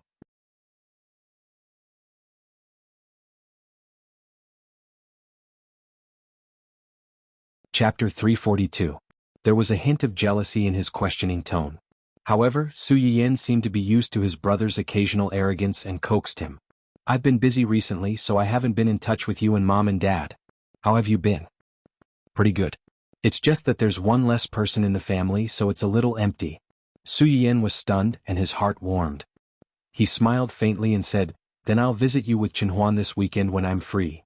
As Su Yiyan spoke, he seemed to have thought of something and added, I'll bring you delicious food. I'm the eldest young master of the Su family. What delicious food have I not eaten? Why would I miss the food you bring back? Yes. You don't miss it. It's just that I've come up with a few new dishes recently and I want you to try my cooking. She did not know who ate the most when she cooked at home. Su Yuxuan listened to his sister's coaxing and said awkwardly, Since you've said so, Mom and Dad will wait at home and see if your cooking has improved after moving to the family Hua. Okay. Su Yuxuan chatted with Su Yiyan for a while and suddenly asked, Don't you have anything else to ask me? Ahem, I do have something to ask you. About the whole corporation, did you also? That's right. I bribed the media to deliberately fan the flames and blow the matter up. I also secretly found a close friend and asked the elders in his family to help put pressure on Hua Qihan. It would have been better if Su Yiyan did not mention this. Now that he mentioned it, Su Yuxuan felt wronged. Back then, when his sister was wronged in school, the first person she ran home to look for was him, her brother, with red eyes. Now Hua Xiaofeng brought that mistress to find trouble with her. She did not even tell him about such a big matter. She really did not want her brother anymore after she had a husband. At this thought, Su Yuxuan snorted again and said thoughtfully, Did Hua Qinhuan tell you? What does he mean? Does he want to denounce me?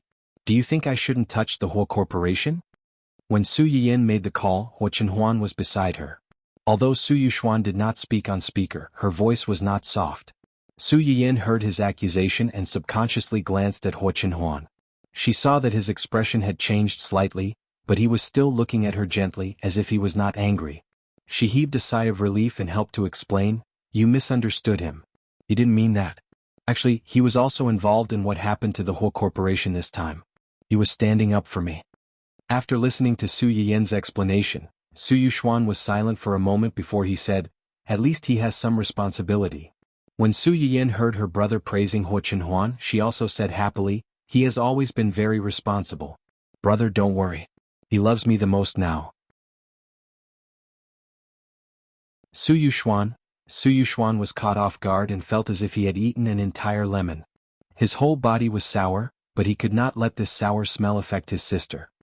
He could only turn his sour mood into anger and said coldly, Hua Xiaofeng and that woman are really insatiable. They don't know what they are doing. It's good enough that you didn't go looking for trouble with them, but they actually came to slander you. If we don't teach them a lesson, they will really think that the Su family is easy to bully. Su Yuxuan had taken action because of the video, and because the two families had already become enemies because of the annulment of the engagement. Now Hua Xiaofeng did not know the gravity of the situation. He was clearly forcing the Su family to fight to the death with him.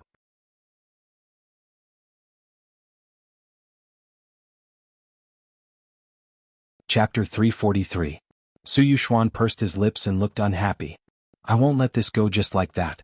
You should also tell Hua Chenhuan to make his stance clear. The family Hua dared to bully you, so there's no reason for the Su family to take it lying down.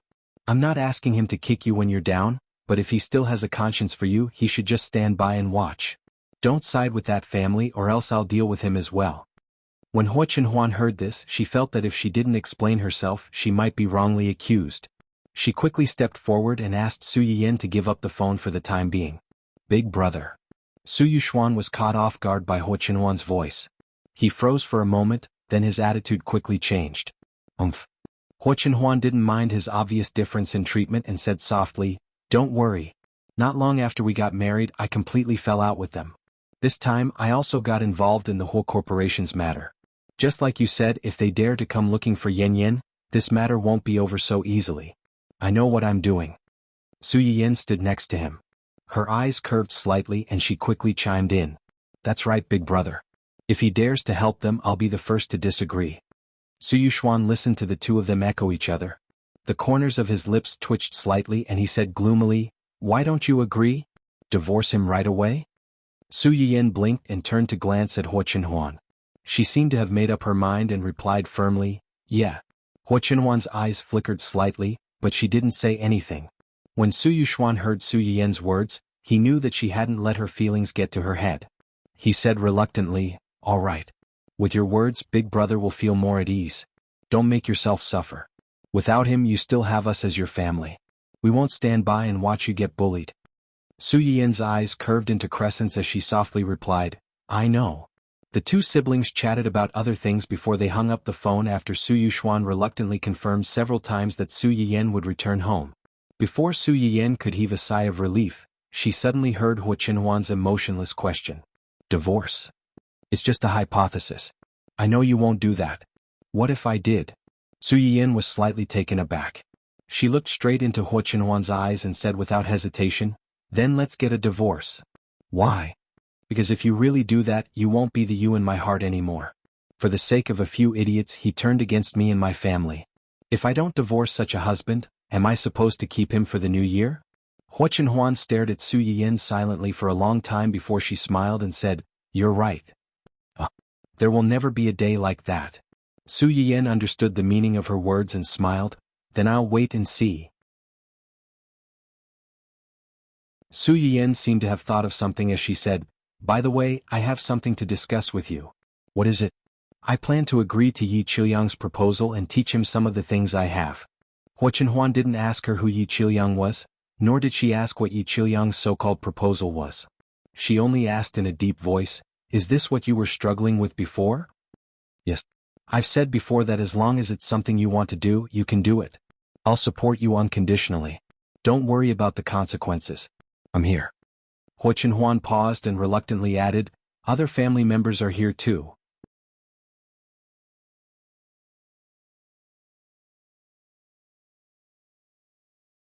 Chapter 344. Su Yiyan could hear the awkwardness hidden in his words of concern. She almost couldn't help but laugh out loud. "My brother isn't here right now. You don't have to be so nervous." Hua Chenhuan was speechless. Su Yiyan laughed for a while and took the initiative to explain. "I agreed to his proposal because I felt that it was a good thing. Even if it would cause some trouble, the advantages would definitely outweigh the disadvantages." A portion of the audience watching her live broadcast should be patients with difficult and complicated diseases. Minor illnesses were one thing, but if possible, everyone would want to be healthy and ordinary people. There were many annoying people in the world like those brainless anti-fans who would criticize anyone who became popular, but there were more cute little angels who had good values and were kind-hearted. She couldn't just watch those who had shown her kindness fall into deep suffering because she was worried that she would be criticized, scolded, or get into trouble. She could clearly help them, but she didn't do anything. Also, Su Yiyan's face was slightly red. "Some treatments are really inconvenient for a girl like me to do. Might be better to teach some guys." Hua Chenhuan's eyes narrowed when he heard that. He was interested. "For example?" "For example, for your illness, you need to remove the needle from the hoop jump acupoint." Su Yiyan's eyes began to wander. "The hoop jump acupoint is where I asked you to take off your pants and prick it the other day?" Hua Chenhuan's face darkened. He thought that Su Yiyan might take off another man's pants and prick another man's but one day. "No." Su Yiyan was shocked. She looked up and saw Hua Chenhuan's face, which was as black as the bottom of a pot. She couldn't help but laugh. "You're not allowed just like that? Then if I know how to asterisk asterisk." Su Yin's eyes glanced ambiguously at a certain important part of Hua Qinhuan's body.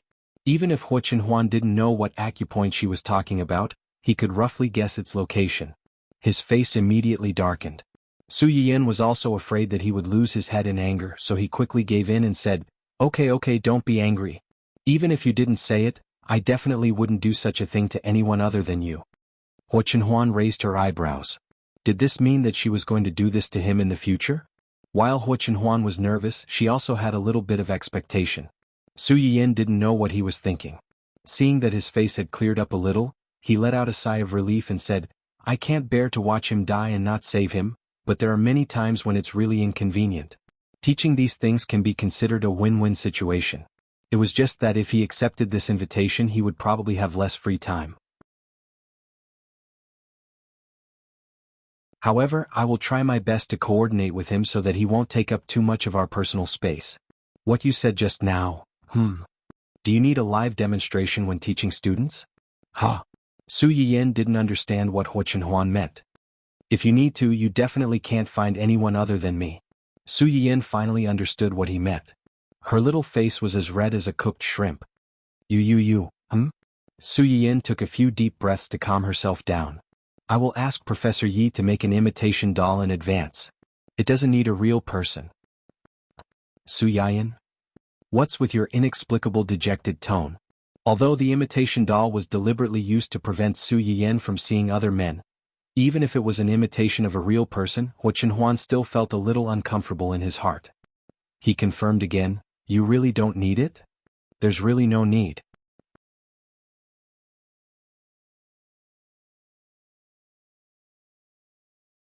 Chapter 345. Hua Qinhuan looked at his wife's blushing face. Although he felt a little regretful, he couldn't continue teasing her.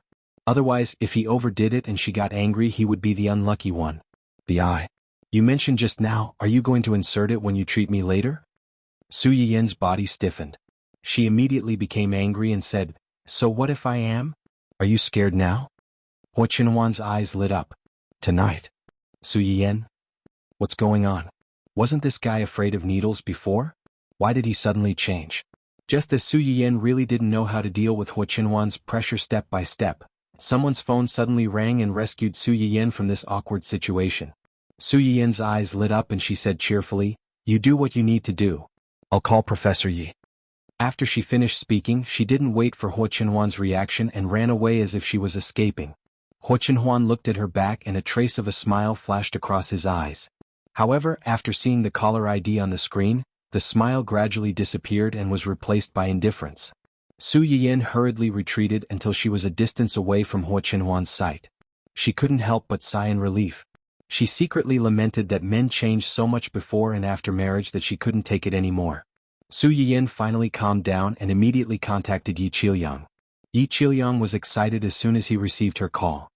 "Miss Su, Professor Yi just call me Yin." "Okay Yin." Yi Qiuyang was full of hope, but he was afraid of offending Su Yin. He hesitated for a moment before he probed, "You suddenly called me. Is it because I thought about it and think that what you said before is indeed feasible?" "So, I agree." That's great. Su Yin listened to the undisguised joy of this old man, who was over 50 years old, and felt somewhat uncomfortable in his heart. "But I have some requests." "Request?" Yi Qiuyang was stunned for a moment before he quickly said, "Tell us. As long as it's something we can do, we'll try our best to do it for you." "First of all, my free time is limited. I can only attend about 2 classes a week in the morning or in the afternoon, and most of my classes will be on weekends." "That's not a problem." Yi Qiuyang readily agreed. "Our school usually has classes on the weekends. As long as you're willing to come, we'll definitely arrange it according to your free time. We won't make things difficult for you." From Yi Qiuyang's point of view, Su Yin was willing to sacrifice the weekend to teach them, so how could they dare to have any objections? Then there's the problem of the candidates. "I hope that your school can help me screen some students with good character who are really interested in traditional Chinese medicine in advance. Grades are not the most important thing. Compared to grades, I care more about character." I don't want students who come to learn this just to seek novelty and stand out from the crowd. If that's the case, I think they won't be able to learn anything. Yi Qiuyang's thoughts coincided with Su Yiyan's. Traditional Chinese medicine was already unpopular and rare. If a group of students who were not interested in it and came here just to waste their time and graduate to learn this, Yi Qiuyang felt that it was a waste of resources. Don't worry about this. Our school will screen in advance students who really like this subject, who are hardworking and have good character, and who are willing to learn this knowledge. We don't ask for quantity but quality.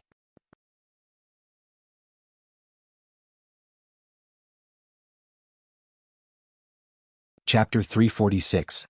This promise, which sounded like a slogan, almost made Su Yiyan laugh. That's good.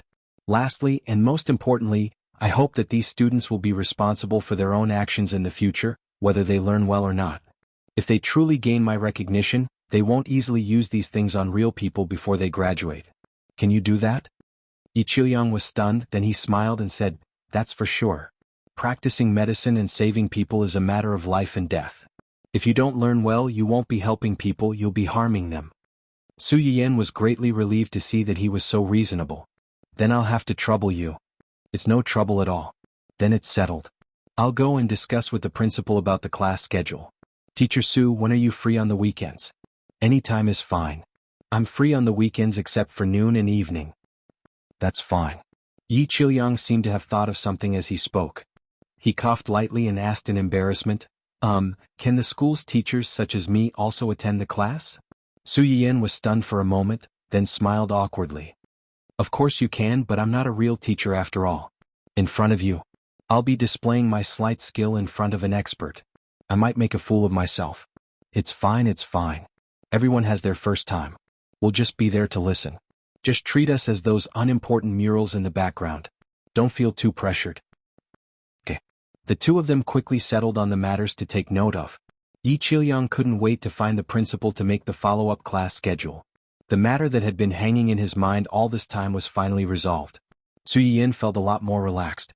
He walked around downstairs, but in the end he still felt uneasy, so he turned around and went upstairs. As soon as he reached the second floor, he saw Huo Chenhuan sitting on the balcony, looking at the back garden below through the transparent glass window. Su Yiyan walked behind him, put his hand on his shoulder and asked in a low voice, "What are you looking at?" "Nothing." "Have you explained it clearly to Yi Qiuyang?" "Yeah, who was looking for you just now?" Huo Chenhuan was silent for a few seconds and said truthfully, "A few old directors of the Huo Corporation." "The old director of the Huo Corporation?" Su Yiyan was surprised. "Why are they looking for you?" Huo Xiaofeng was kicked out of the Huo Corporation in such a humiliating way. The company will never accept such a disgraced person as the successor of the Huo Corporation. Su Yiyan had a flash of inspiration when she heard this. "If they're looking for you now, could it be that they want you to return to the Huo Corporation?" "Yes." "But isn't Huo Qihan still here?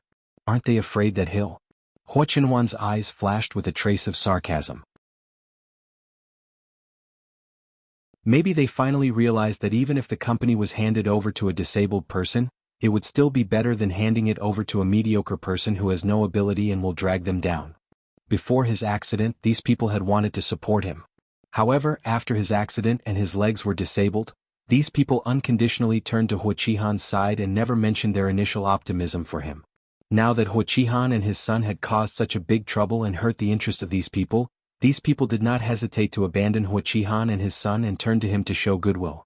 The fickleness of human nature was terrible and cold. Su Yiyan frowned when she heard what he said. She was distressed and angry. "You'll get better soon.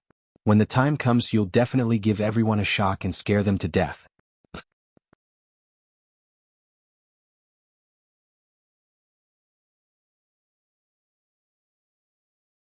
Chapter 347. Huo Chenhuan was amused by Su Yiyan's angry words, and a warm current flowed through his heart. To put it nicely, these people are assessing the situation. To put it bluntly, they are fence-sitters. They are not reliable at all. "I know. Since you know, why are you still with them?" The more Su Yiyan thought about it, the angrier he became. When he thought of how much gossip and ridicule Huo Chenhuan had endured over the years, he wanted to beat all of them up. Different people have different uses. People like them, when necessary, I won't feel bad even if I push them out. Su Yiyan frowned and still felt that it was a little dangerous. But people like them are too unstable. That's exactly what I want. I don't need to pretend to be a snake with people who are really stable. People have weaknesses when they have desires. Don't worry, I know what to do. Hua Chenhuan didn't want to be entangled with Su Yiyan on this topic, so he changed the subject. You just said that I'll get better soon. Su Yiyan didn't understand what he meant at first and said subconsciously, as long as the treatment goes well, you'll get better soon. Trust me. Hua Chenhuan's eyes flashed slightly and he smiled faintly. Of course I trust you. But, in order to make me get better quickly, are you really not going to consider giving me a few injections tonight? Su Yiyan was confused. Why did the topic go around in such a big circle and come back to the original point? Also, weren't you afraid of needles before? Why are you so eager to ask for injections now? After all this time, are you a masochist?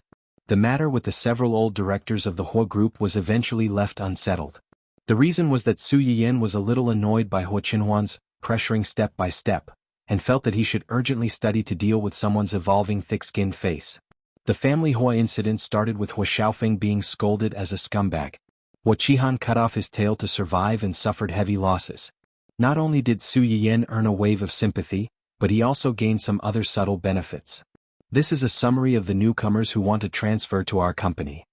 A newcomer who transferred to our company? Su Yiyan took the thick stack of personal information and was a little confused. Why are there so many? Xia Junxing glanced at her meaningfully. That's all. But this doesn't make sense. Although it's usually job-hopping season after the new year, isn't this a little too much? It's all thanks to you. My contribution? What did I do? Xia Junxing looked at Su Yiyan's frightened expression and couldn't help but laugh. Did you forget that the video of you tearing apart the scumbag who broke off his engagement and the White Lotus mistress was on the hot topic list? Su Yiyan blinked and found it a little funny. They came here because of this. Because of my handsome and heroic appearance when I tore the dregs with my bare hands? That's not it. They were attracted by the domineering integrity of you defending your own artist. Su Yiyan choked. Is that true? Have you forgotten how you dissed that woman back then? Su Yiyan thought about it carefully. It seemed that such a thing had really happened. So, they think that you're really a good boss because you can still stand up for your own artist when you're being pestered by those two weirdos? You're not stingy with your praise for outstanding artists. Are you sure they really think so and not think that I'm so young and easier to get along with than those old foxes? Xia Junxing was speechless.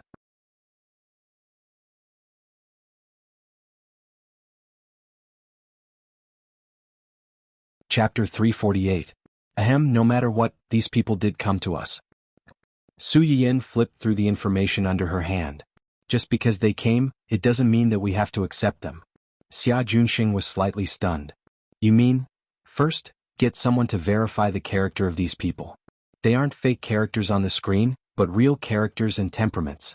In addition, investigate the reason why they left their original company. Okay. Apart from this, is there anything else we need to pay attention to? For example, ability, fame, traffic, and so on. In business, although Xia Junxing had a rough understanding of Su Yiyan's temperament during this period of time, they were still an entertainment company, so it was not good to not take these into consideration. Su Yiyan muttered, character is the most important. I don't want the company to attract troublemakers and shit-stirrers just because of fame and traffic. Just look at Hua Xiaofeng. No matter how famous and how much traffic one had, if one's character was not good, they would sooner or later fail. When that time came, don't expect them to make a profit. It would be good enough if they didn't clean up their mess. Of course, I'm not saying that these are not important. Under the premise that their character is good, we can give priority to artists who are capable, hardworking, and motivated. Of course, if these artists have their own topics and traffic, that would be even better. After Su Yiyan mentioned it, the so-called fame and traffic became the focus of attention. Xia Junxing felt that it was unexpected but reasonable. He frowned and said nothing in the end. Su Yuxuan had said before that this company was a gift to his sister. If it made a profit, it would be his sister's, and if it made a loss, it would be his. In addition, the company's rules can be changed appropriately. Those who are capable and down-to-earth, and talented in all aspects can be nurtured. Those who are not talented but down-to-earth can work behind the scenes. Although it is a little old-fashioned to teach according to the individual's ability, it is not without reason. In my company, opportunities can be given to anyone. It just depends on whether you can grasp them. Xia Junxing's face darkened. He knew that Su Yiyan was talking about the company's internal strife and unspoken rules. Speaking of this, that Ren, hearing Su Yiyan ask about this person, Xia Juanxing's eyes quickly turned cold. Ren Miaoqiong. Oh right, how's the matter with Ren Miaoqiong coming along? She's been shelved. Her manager has also left. The other thing is that director. You don't want to scram? Su Yiyan narrowed her eyes, and the aura around her was 50 to 60% similar to Hua Qinhuan's when she was angry. That day Hua Xiaofeng and Wen Jingping openly came to Eastern City to block her. The more Su Yiyan thought about it, the more she felt that something was wrong. Although this incident was part of the original plot in the original novel and had happened in her previous life, the original novel only briefly mentioned the origin of this incident. It said that the two of them had accidentally heard from others that one of the investors of the variety show, Dong Qing, was her private company. Who was this person? When this incident happened, she had just taken over Dong Qing. It was not strange for Hua Xiaofeng and Wen Jingping to hear that Dong Qing was her family's business. Perhaps it was because this person knew that the nominal boss of Dong Qing had changed hands and revealed it. Su Yiyan felt that this informant was very likely to be an internal staff of her company. For this reason, Su Yiyan asked Xia Junxing to secretly investigate this matter. In the end, they really found out the problem.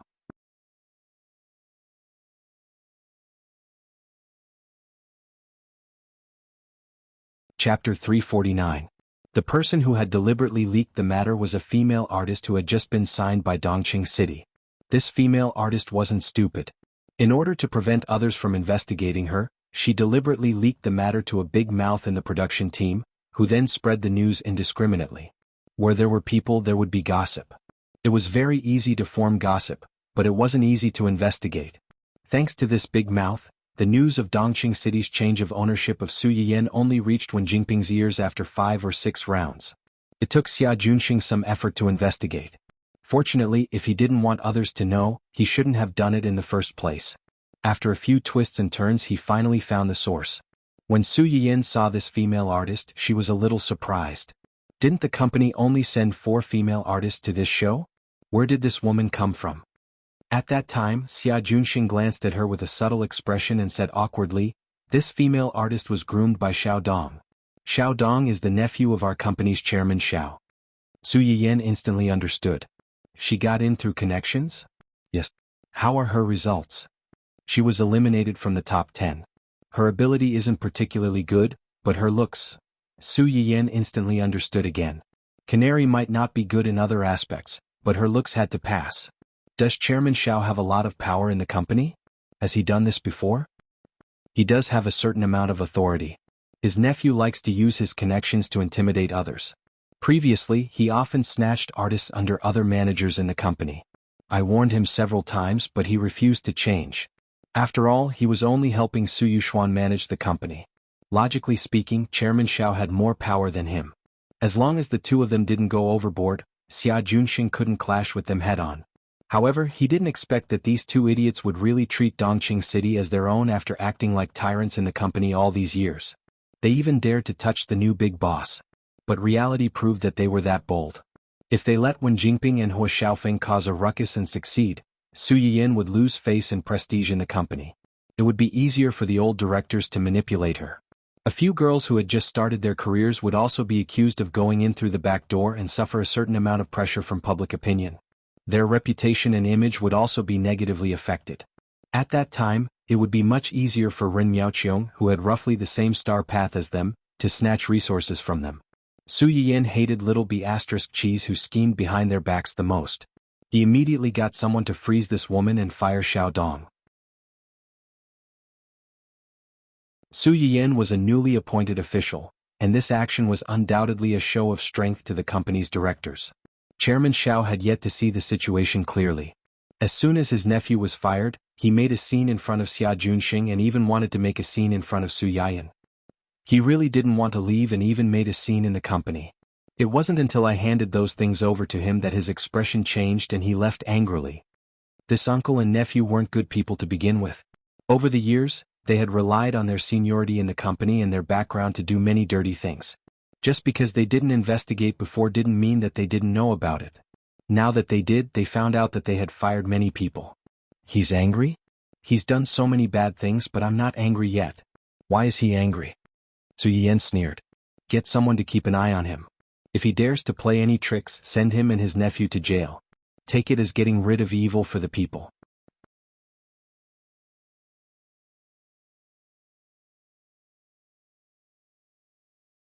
Chapter 350. Xia Junxing agreed verbally, but he secretly sighed in his heart. I'm afraid I won't have this opportunity. He had already sent an identical copy of the information he had found to Su Yiyan before sending it to Su Yuxuan. Su Yiyan was kind and did not kill him. However, Su Yuxuan's sister Khan, who treated his sister as his life, would not let him off easily. It would be difficult for him to play any tricks again. By the way, pay attention to this artist. Xia Junxing pulled out a personal resume from the top of the stack of information. Luo Weibing? Su Yiyan frowned and pondered.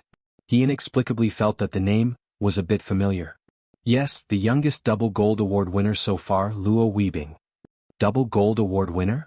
Su Yiyan was surprised. He also jumped into our company? Because of me? To be precise, Ning Chirui led him here.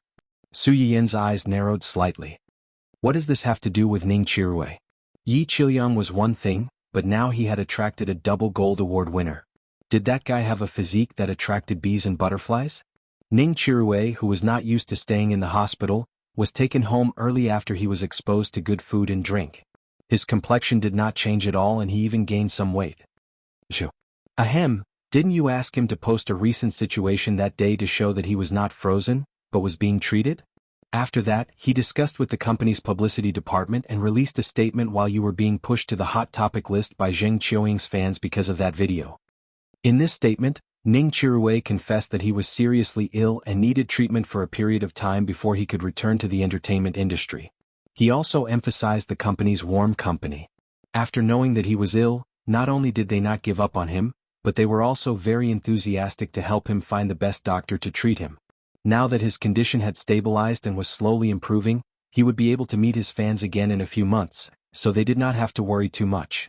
In order to increase the authenticity of his statement, Ning Chirui also uploaded a few selfies and medical records so that his fans could see that his health was improving. As soon as this statement came out, Ning Chirui's fans, who were originally full of hostility, were dumbfounded. On one hand, they felt sorry for their idol's illness, and on the other, they felt ashamed for their previous indiscriminate cursing of the agency. After the company reposted his statement, it attracted a lot of fans. Did you bring Luo Weibing along? Yes.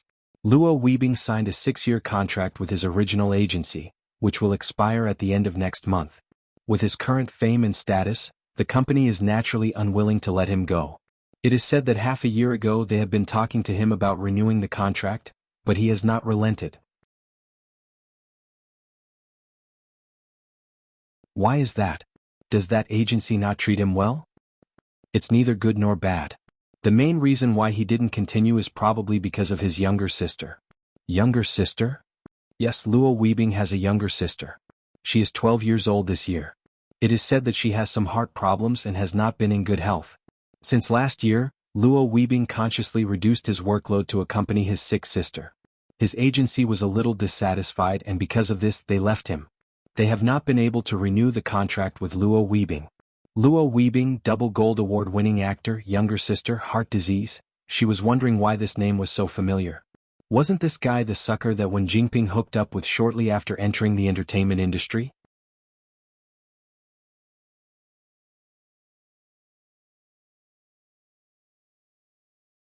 Chapter 351. Luo Weibing was a sucker. To be precise, in the original work, except for Hua Xiaofeng who won the beauty, these spare men were basically suckers. Including Ning Chirui who had gone astray and escaped from the sea of bitterness.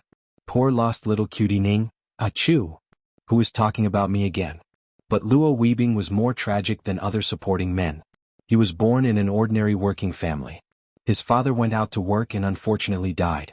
His mother was too sad and died after falling ill, leaving him and his only sister to depend on each other. At that time he was still underage and his sister was young. The person in charge of this area wanted to find a temporary guardian for these two poor children. But the relatives who had a good relationship with their family in the past all changed their faces when they saw that his parents were gone. They treated the two of them as burdens and kicked them around. Luo Weibing protected his sister and tasted the fickleness of human nature at a young age. In order to support his sister, he dropped out of school to work after graduating from junior high school. Later, he met a talent scout in a bar and was brought into the entertainment circle. He had no background and was not even from a professional school. With his tenacity, he became the best actor in a few years. Moreover, he became the best actor with double gold awards. The effort he put in could be seen. However, just as the two siblings' days were getting better and they were looking forward to the future, Luo Weibing's sister was suddenly found to have a heart attack. Even if a lot of money was spent on treatment, the condition was still deteriorating. In the original work, Wen Jingping met Luo Weibing's sister when she went to the hospital with Hua Xiaofeng and accidentally ate shrimp allergies. Wen Jingping immediately saw that the watch on Luo Weibing's sister's hand was expensive. She thought that this child was from a rich family, so she wanted to make friends with her. Luo Weibing's sister was only 11 or 12 years old at that time. She had been protected by Luo Weibing and was very simple. Wen Jingping quickly gained her trust and relied on her to make friends with Luo Weibing. Luo Weibing saw that his sister liked this young lady so much. He took Wen Jingping to several crews and successfully made Wen Jingping popular. It could be said that Wen Jingping could quickly gain a foothold in the entertainment circle because of Luo Weibing. It was a pity that Luo Weibing didn't expect that his kindness would become a death sentence for him and his sister. After Wen Jingping quickly became popular, because she was brought out by Luo Weibing, the agency company to which Wen Jingping belonged asked Wen Jingping to take Luo Weibing to hype up the couple to help her become popular. Naturally, this matter could not be hidden from Hua Xiaofeng. His girlfriend was flirting with another man on the screen. How could a straight man like him bear to be cuckolded? In the original novel, Hua Xiaofeng had never experienced the embarrassing situation of being chased out of the Hua Corporation. It was difficult for him to be the legitimate heir of the Hua family, but how difficult could it be to destroy someone? Because of jealousy, Hua Xiaofeng found Luo Weibing's relatives and bribed several actresses who had worked with Luo Weibing. He asked them to fabricate lies and run to the media to cry and make trouble. In just a few days, Luo Weibing was caught in a series of scandals such as ungrateful, breaking the contract and sleeping with actresses in the same crew. From a double gold movie king with good reputation, he became a rat crossing the street. However, Wen Jingping only called him and comforted him softly on the phone. She refused to say anything in public, and even her eyes turned red when the media asked about Luo Weibing.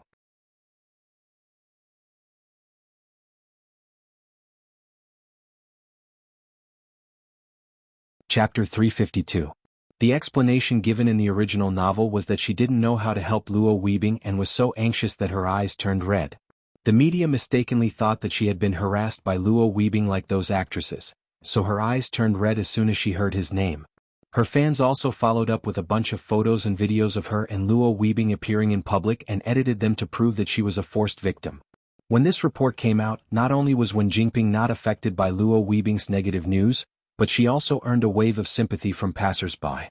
Were the facts really as written in the original novel? All of this was Wen Jingping's good intentions and bad things? Did she have no idea what Hua Xiaofeng did? Not necessarily. It was human nature not to publicly support Luo Weibing on the internet, but if the media deliberately distorted the facts and treated her as a victim. Wen Jingping couldn't restrain the attention of the media, but she could at least restrain her own fans, right? The fans were so organized to declare that she was a victim, so there must be a lot of people behind the scenes. Poor Luo Weibing was used and sucked dry. He was stepped on and became a stepping stone for others. Even his sister was suddenly unemployed because of him and even violated many advertising contracts. He owed a lot of money, so she couldn't continue her treatment and died not long after. Just because of a moment of kindness, his career was ruined, his reputation was ruined, and his only sister was dead. If he wasn't a fool, what was he?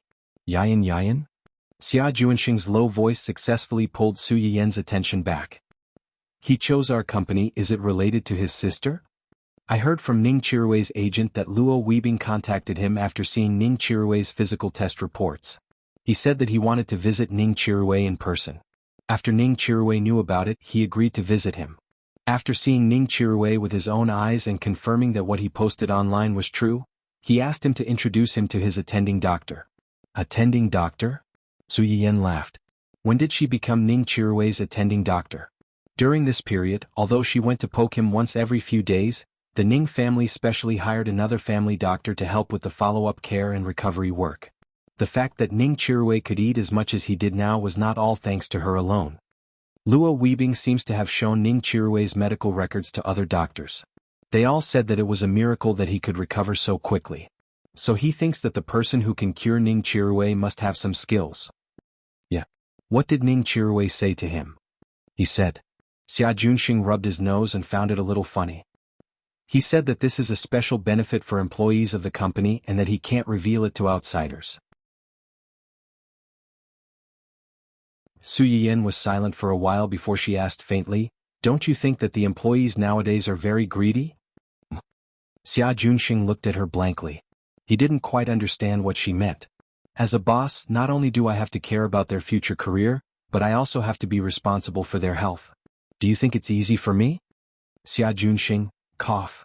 Xia Junxing suppressed the unconsciously raised corners of his mouth and asked in a low voice, "Then Luo Weibing, let's arrange a time for a meeting. If he's really a talent, it's okay to take him in." She always had some subtle sympathy for those who were miserably harmed by Wen Jingping, especially the innocent child, who was still so young.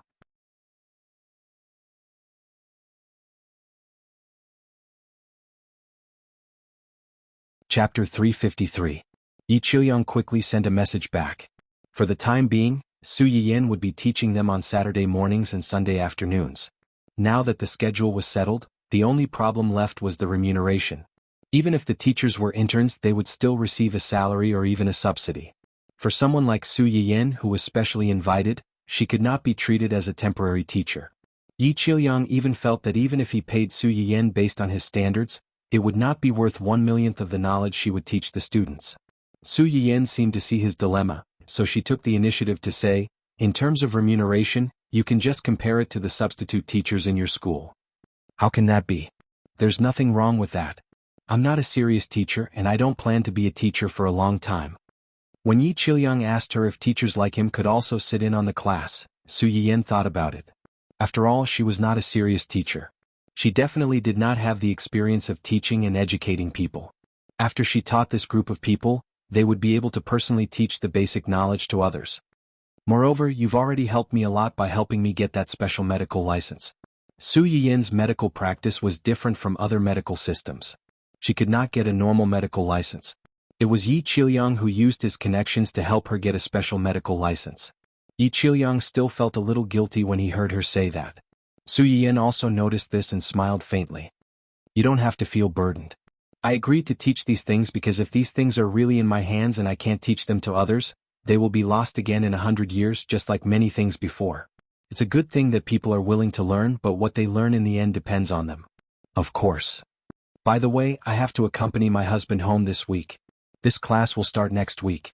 It just so happens that you have time to make arrangements for the students." Okay. Su Yiyan had said in advance that she would be bringing Huo Chenhuan home, so the whole family woke up early in the morning to wait. Cheng Xiuqin had been pacing around the kitchen door since early in the morning. Together with Qin Shueru, he watched Aunt Li cook Su Yiyan's favorite dishes. Mr. Su looked at his wife who was standing at the entrance of the kitchen and frowned. So what if she's back? Isn't it natural for her to go back to her own home? With such a big fuss, the people outside might think that she won't come back after getting married. Su Yuxuan also chimed in sourly, "That's right. You should have just said it. Why are you still blocking the door? You can't even help. Aren't you just adding to the trouble?" As soon as he finished speaking, Cheng Xiuqin looked over and snorted coldly, "Don't think that I didn't hear you. Who was the one who said that I was so excited that I couldn't sleep in the middle of the night and almost fell down the stairs when I woke up to go to the bathroom?" Cough, cough, cough. Su Yuxuan coughed guiltily and turned his face away. Mr. Su instantly looked at him with disdain. This kid was still too inexperienced. How could he drop the ball at such a crucial time? Cheng Xiuqin sneered when he saw this. "What are you looking at? You're the same. You're holding the newspaper upside down. Do you think that I'm short-sighted and can't tell?" Mr. Su, who had been silently looking down,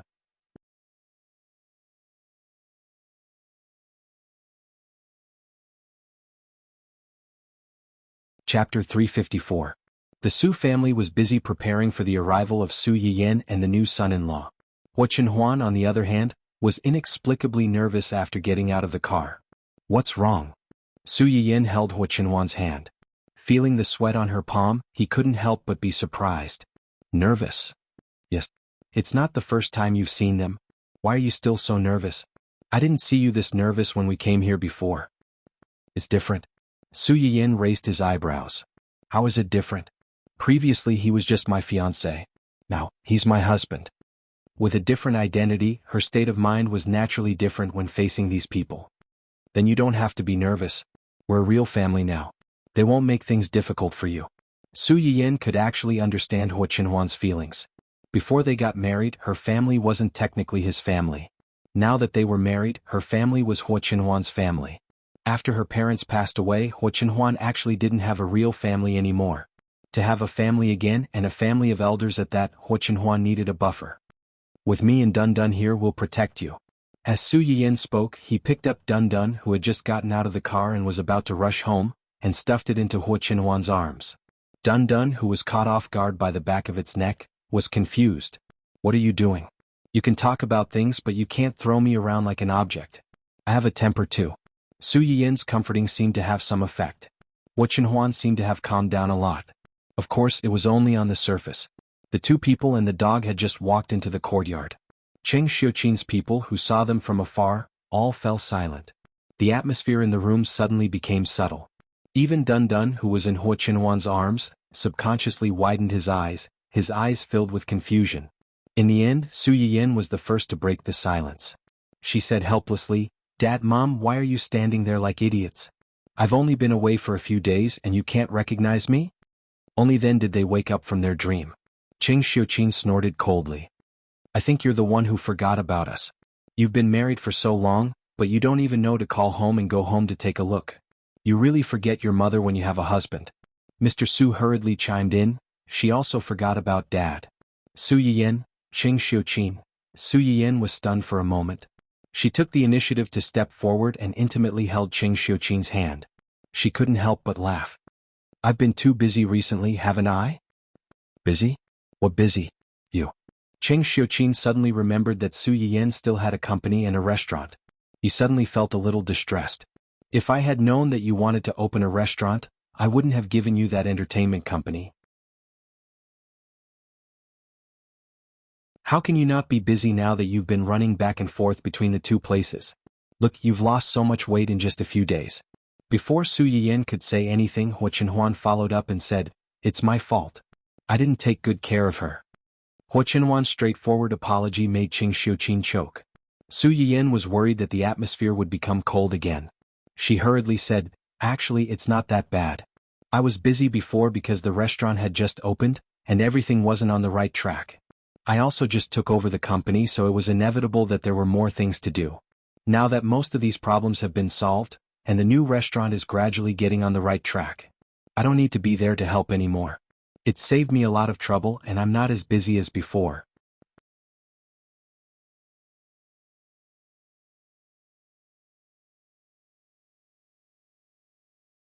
Chapter 355. It's good that you know what you're doing. Dad and Mom don't expect you to have a big career or earn a lot of money. We just want you to be safe and happy. Don't tire yourself out. Our two families can't afford to raise you alone, right? Cheng Xiuqin originally wanted to say, "our family," but when he thought about how Su Yiyin was already married and could be considered part of the family Hua, he changed it to two families. "I know." Su Yiyin immediately noticed the pause and complained with a smile. "He said it and you said it too. I've been hearing these words for the past few days."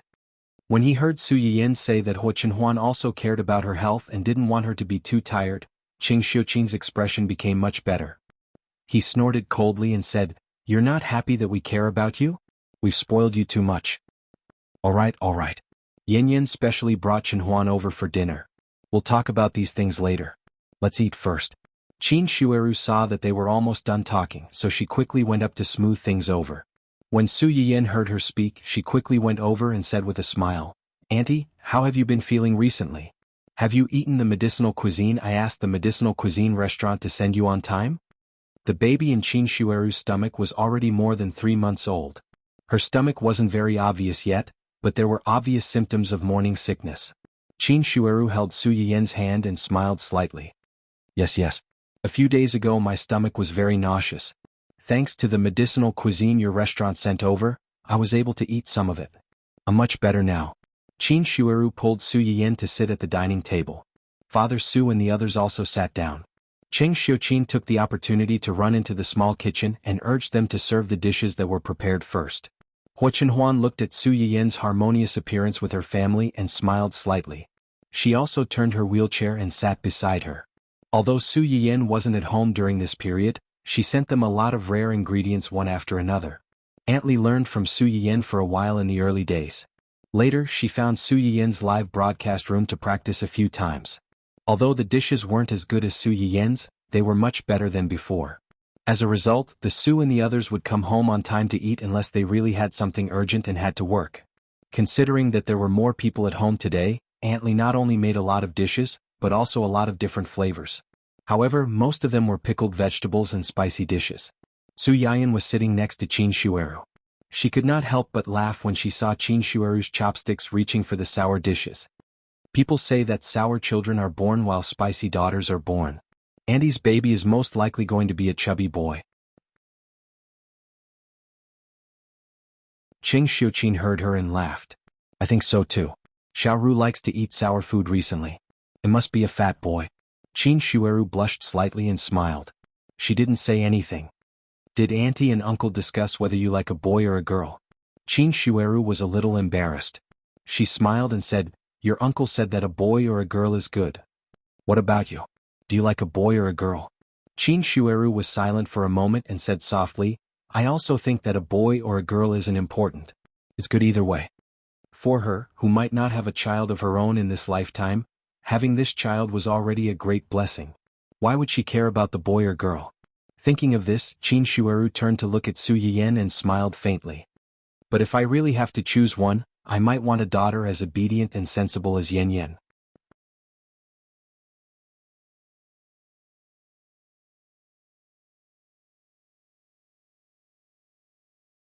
Chapter 356. When Qin Shueru said this, everyone present was stunned. Unexpectedly, the first to break the silence was Su Yuanyuan's father.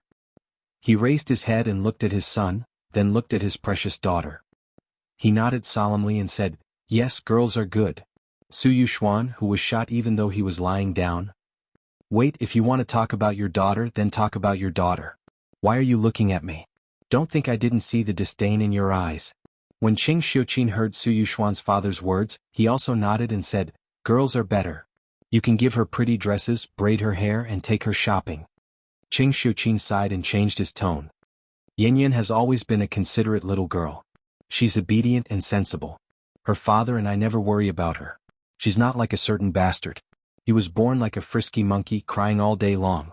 He was only 5 or 6 years old, but he was already jumping up and down, causing trouble for me everywhere. His father and I were so angry that we wanted to kick him out of the house a few times. I'd rather have a wooden club than him. The drumstick that Su Yuxuan picked up with great difficulty fell into his bowl with a plop sound. He looked like he had nothing to live for. As expected, he was adopted. Although he was a little annoying when he was young, wasn't that because he was young and immature? Who didn't have a Chinibyu period? It was too much to bring up old scores. Su Yiyan was amused by her brother's hopeless expression. Suddenly her hand was held. She was stunned.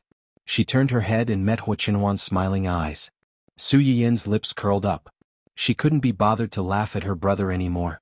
She picked up the serving chopsticks and put some food in Hua Chenhuan's bowl. Aunt Li's cooking is pretty good. She made a lot of your favorite spicy dishes today. More. Okay. Su Yiyan's words seemed to have accidentally poked Su Yuxuan and the others' sore spot. Their expressions instantly changed and they said awkwardly, It's not specially made for you. We like it too. His words sounded like he was trying to hide 300 tails. Hua Chenhuan originally thought that Su Yiyan's words were just to comfort her. Now that she heard Su Yuxuan's words, she was a little uncertain. Could it be that these dishes were specially made for him? The atmosphere at the table suddenly became subtle. Qing Xiuqin was not as awkward as the father and son. He coughed lightly and took the initiative to pick up a crayfish for Hua Chenhuan. Now that you're married to Yan Yan, our home is your home. Don't be too restrained and eat more. Hua Chenhuan looked at the prawns in her bowl and suddenly understood the meaning of Su Yiyan's words before entering the house. In fact, he was not the only one. Qing Xiuqin and the others were also trying their best to adapt to the addition of another family member. They might be arrogant and clumsy, but they were really trying to accept him and care for him in their unique way. With this thought, Hua Chenhuan picked up the crayfish with her chopsticks. Her eyes were filled with gentleness and warmth. Father Su, humph. My wife is putting food in my son-in-law's bowl, but she's not putting food in my bowl. Su Yuxuan, humph. Even the latecomer has people putting food in his bowl, but no one cares about me. Who is her biological son? Su Yiyin saw the dissatisfaction in the two's eyes. Her eyebrows slightly curved, and she hurriedly put some food in each of their bowls. Dad, brother, you guys should eat more too. The father and son were stunned. They looked at the food in their bowls and instantly beamed with joy. They happily ate the food. How could they still remember their dissatisfaction from being ignored?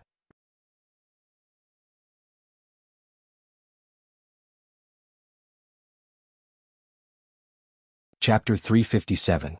Cheng Xiuqin looked at the father and son who were bought over by a few chopsticks of food. He was angry and amused at the same time. He cursed in his heart, useless. During the meal, other than the occasional fight for favor, there was no other trouble. Moreover, because Hu Qinhuan deliberately avoided her, she became the most favored person at the dinner table. As a result, the other two men who were frequently ignored were full of resentment. However, it was also because of this that the subtle estrangement between them and Hu Qinhuan dissipated a lot. Hu Qinhuan quite liked the atmosphere in the Su family. There was a sense of liveliness amidst the noise, unlike the family Hua, which was lifeless. Even eating a meal felt like torture. After lunch, the elders impatiently pulled the two of them aside and questioned them in detail about their married life. Hu Qinhuan cooperated and said whatever was on her mind. Su Yiyin was a little embarrassed. She gulped down water and did not say anything. She only nodded and shook her head when asked. After enduring the elders' bombardment with great difficulty, Su Yiyin hurriedly took Hu Qinhuan and wanted to escape. However, she was stopped by Qin Shueru. Yin, the baby is already more than 3 months old. You want to go back? Qin Shueru nodded. Cheng Juanhao and old Master Cheng had asked her to stay when they went back. On one hand, they were worried that it was not safe for her to run around when she was just pregnant. On the other hand, there were some things in the Cheng family that had not been resolved. It was not peaceful. She was afraid that she would not be able to take care of the baby if she went back. On the other hand, they hoped that she would stay. Su Yiyin could help her recuperate more so that she would suffer less when she gave birth to the baby. Now that the Cheng family had basically stabilized, her baby was already more than 3 months old. The checkup showed that everything was fine. Although everyone in the Su family treated her well, it was not her own family. Moreover, the person she missed the most was not here. Qin Shueru could not help but feel a little. Su Yiyin naturally understood this.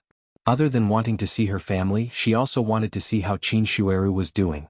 Since there were no problems, she could indeed go back. After all, they were not what she needed the most at this time. Okay. I've seen the test report. The baby is fine. There's nothing wrong with your body. If you want to go back, tell uncle first and let him arrange for someone to pick you up. Qin Shueru heaved a sigh of relief. At this moment, she had a kind of blind trust in Su Yiyin. Even if she had gone through a checkup, she still wanted to get Su Yiyin's approval before she could be completely at ease. Rest well. In a few months we'll visit you together. By then, Hu Qinhuan would probably be able to stand up. Yes.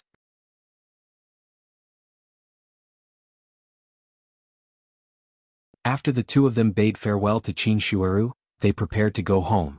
Just as they got into the car, Su Yiyin hurriedly said, "My mom and the others aren't usually so long-winded. It's just that they haven't seen me for a while, so they were worried and asked a few more questions.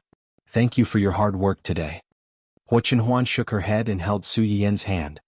They're fine. Even if Su Yiyin was married, in their eyes, she was still their most beloved sister, daughter. They cared about her warmly. Perhaps it was because of such a family atmosphere that they could raise such a good person like Su Yiyin. And now she was his. Su Yiyin was about to say something when her phone suddenly rang. She looked down and was shocked by the text message. Why is there so much money in my account all of a sudden? Su Yiyin repeatedly confirmed the string of zeros on the text message. Just as she was about to call to ask, she was stopped by the person beside her. Yes. Hu Qinhuan looked straight into her eyes with a smile in his eyes. I'm handing in my salary.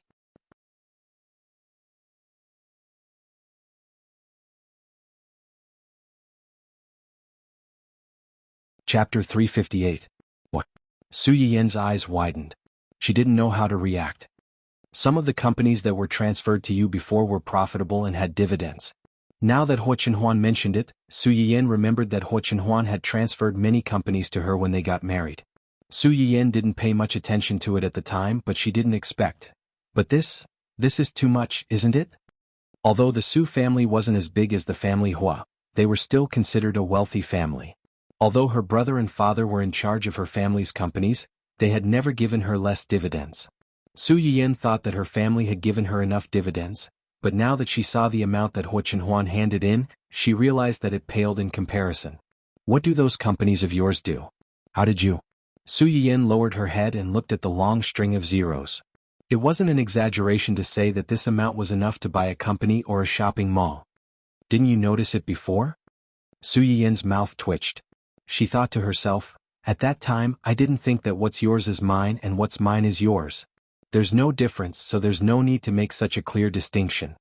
She didn't pay much attention to it, but who would have thought? Most of the companies on the market are managed by Xiaoyang and the others, but they're in charge of different things.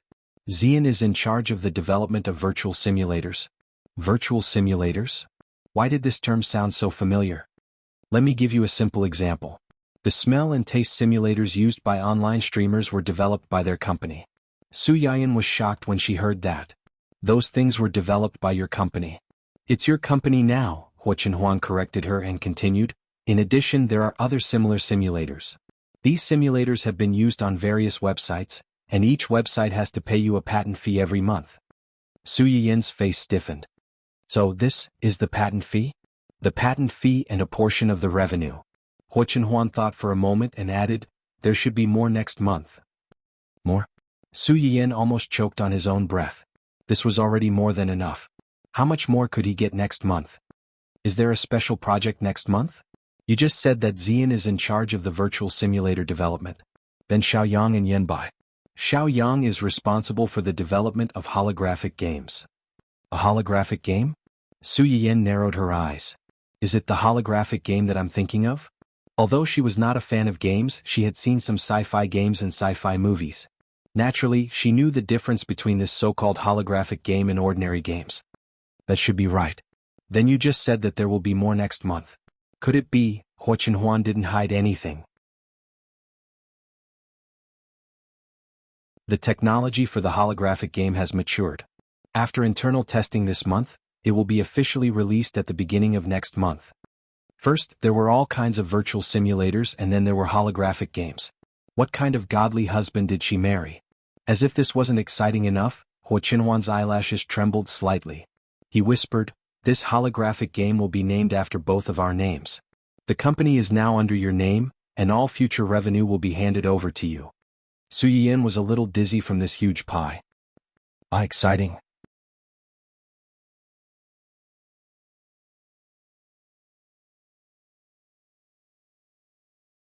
Chapter 359. What are our names? Su Yiyan finally woke up from the trance of getting rich overnight and asked, who came up with it? Hua Chenhuan's expression was a little subtle. He turned his face and said, Xiaoyang's suggestion. Su Yiyan glanced at him suspiciously. She felt that this matter was not so simple. Moreover, even if it was really Gu Xiaoyang's suggestion, how could the final name of the game be decided so hastily without the approval of the boss? Thinking of this, Su Yiyan couldn't help but have a little more sweetness and banter in her eyes. Hua Chenhuan's ears were burning red. Are you interested in this game? Su Yiyan nodded. Quite interested. When the game is tested, I'll ask them to send 2 over for you to play. Do you want to play with me? Hua Chenhuan was silent. Su Yiyan rolled her eyes and smiled slightly. If you play with me, I'll play. Otherwise it's boring to play alone. Hua Chenhuan stared at Su Yiyan for a while and compromised. Okay. Su Yiyan smiled like a flower. Then she seemed to think of something and asked curiously, you just said that the 3 of them are responsible for different projects. Xiaoyang and Xian have already said that. What about Yanbai? What is he responsible for? He's responsible for robots. Su Yiyan's eyes lit up. Robots? Are they those intelligent robots? What are their main functions? Can they play with children and do housework? Yes, bionic robots. They can basically do everything that humans can do. Some things that humans can't do, they can also do. Yanbai's main direction of development is protective robots. Protective robots? Yes, robots that can protect their owners. Su Yiyan was stunned. She subconsciously glanced at Hua Chenhuan. This robot that could protect its owner, could the original intention of the design be related to him? Hua Chenhuan didn't notice her strangeness and explained, this function is still under development. It's not mature yet. Yanbai has a few of the robots with basic functions you just mentioned. If you're interested, you can ask him to send one over to play. Su Yiyan's eyes lit up slightly, but she was somewhat worried. That's not good, is it? Although it was a semi-finished robot, it was a trade secret. Was it really okay to take it home to play?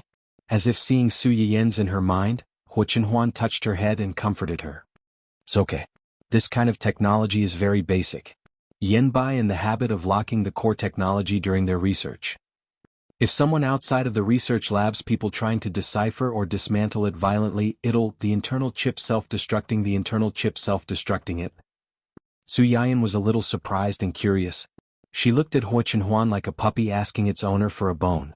Huo Chenhuan couldn't resist her attack and said helplessly, I'll ask him to send the robot over tomorrow. Su Yiyan cheered. She felt that she was really the happiest person in the world. Not only was her husband rich, but he was also capable. Not only could he afford to raise her, but he could also let her try out all kinds of novel toys. These were all rare things that couldn't be bought with money. Most importantly, as a big boss with high-tech technology in his hands, her husband was completely different from those programmers. He wasn't bald. The programmers who were bald for their careers.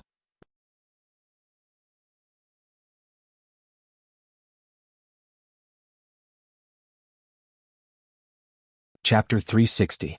Su Yiyan was excited all the way, but she only calmed down a little when she returned to the old house. She glanced at Huo Chenhuan's thick hair and felt that she needed to take precautions. Huo Chenhuan? Therefore, the bald fans in the live broadcast room who had been observing for a long time finally saw the light. I went out with my husband today, so I came back a little late. Without further ado, let's talk about the medicinal cuisine we're going to make tonight. The medicinal cuisine we're going to make today is mainly for hair growth and hair loss prevention. We did this once before during the live broadcast. However, we only made one dish, showu liver slice. Many comments in the live broadcast room said that although it was effective, it was inevitably a little monotonous after eating too much. Moreover, different conditions lead to hair loss, so eating only showu liver slice is not necessarily the right way to treat the hair loss. Su Yiyan paused and coughed lightly.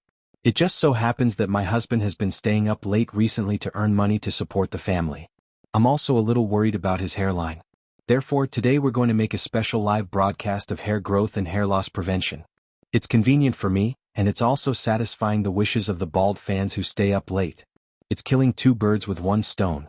Huo Chenhuan, who had just entered the live broadcast room when she found that her hairline had been mentioned, nearly one-third of the bald fans in the live broadcast room, rows of ellipses quickly brushed across the screen, showing how speechless everyone was. A few seconds later, someone finally broke the awkward silence and started to cry and wail. Oh my God, when I heard that the host was going to start broadcasting, I rushed over as fast as I could, afraid that I would miss the beginning. Who would have thought that I would be forced to eat dog food in front of me? The host successfully suppressed my emotions. I seriously suspect that the last reason is the main point, and us poor single farmers are just incidental. Okay, if it's not incidental, then is it specially made for you? Wake up, the host's exceptions are only made for her husband. Damn it, I also want a virtuous wife. Single dogs are crying tears of jealousy. Seeing that the host is going to broadcast hair growth and hair loss prevention medicinal cuisine, the bald fans burst into tears on the spot, thinking that spring has arrived for the bald fans. But when I read the second half of the sentence, I forced my tears back. Alright, after all this time, it's not the balding gang's spring but the streamer's spring. Is the host's husband also a programmer? I can't afford to offend the baldies who work late into the night every day, sob. The host's husband is working hard to earn money to support the family. The host is working hard to live stream to support her husband. I'm jealous. It's another day of crying for someone else's love. Su Yiyan did not pay attention to the wailing of the actors. First, he took out medicinal herbs such as Gastrodia alata, Poria cocos, and Chuanqiong and soaked them in water. Then he cracked the bones of the lamb, dipped the mutton in water and fished it out for later use. There are two types of hair loss. One is that the hair is dry and falls off in patches.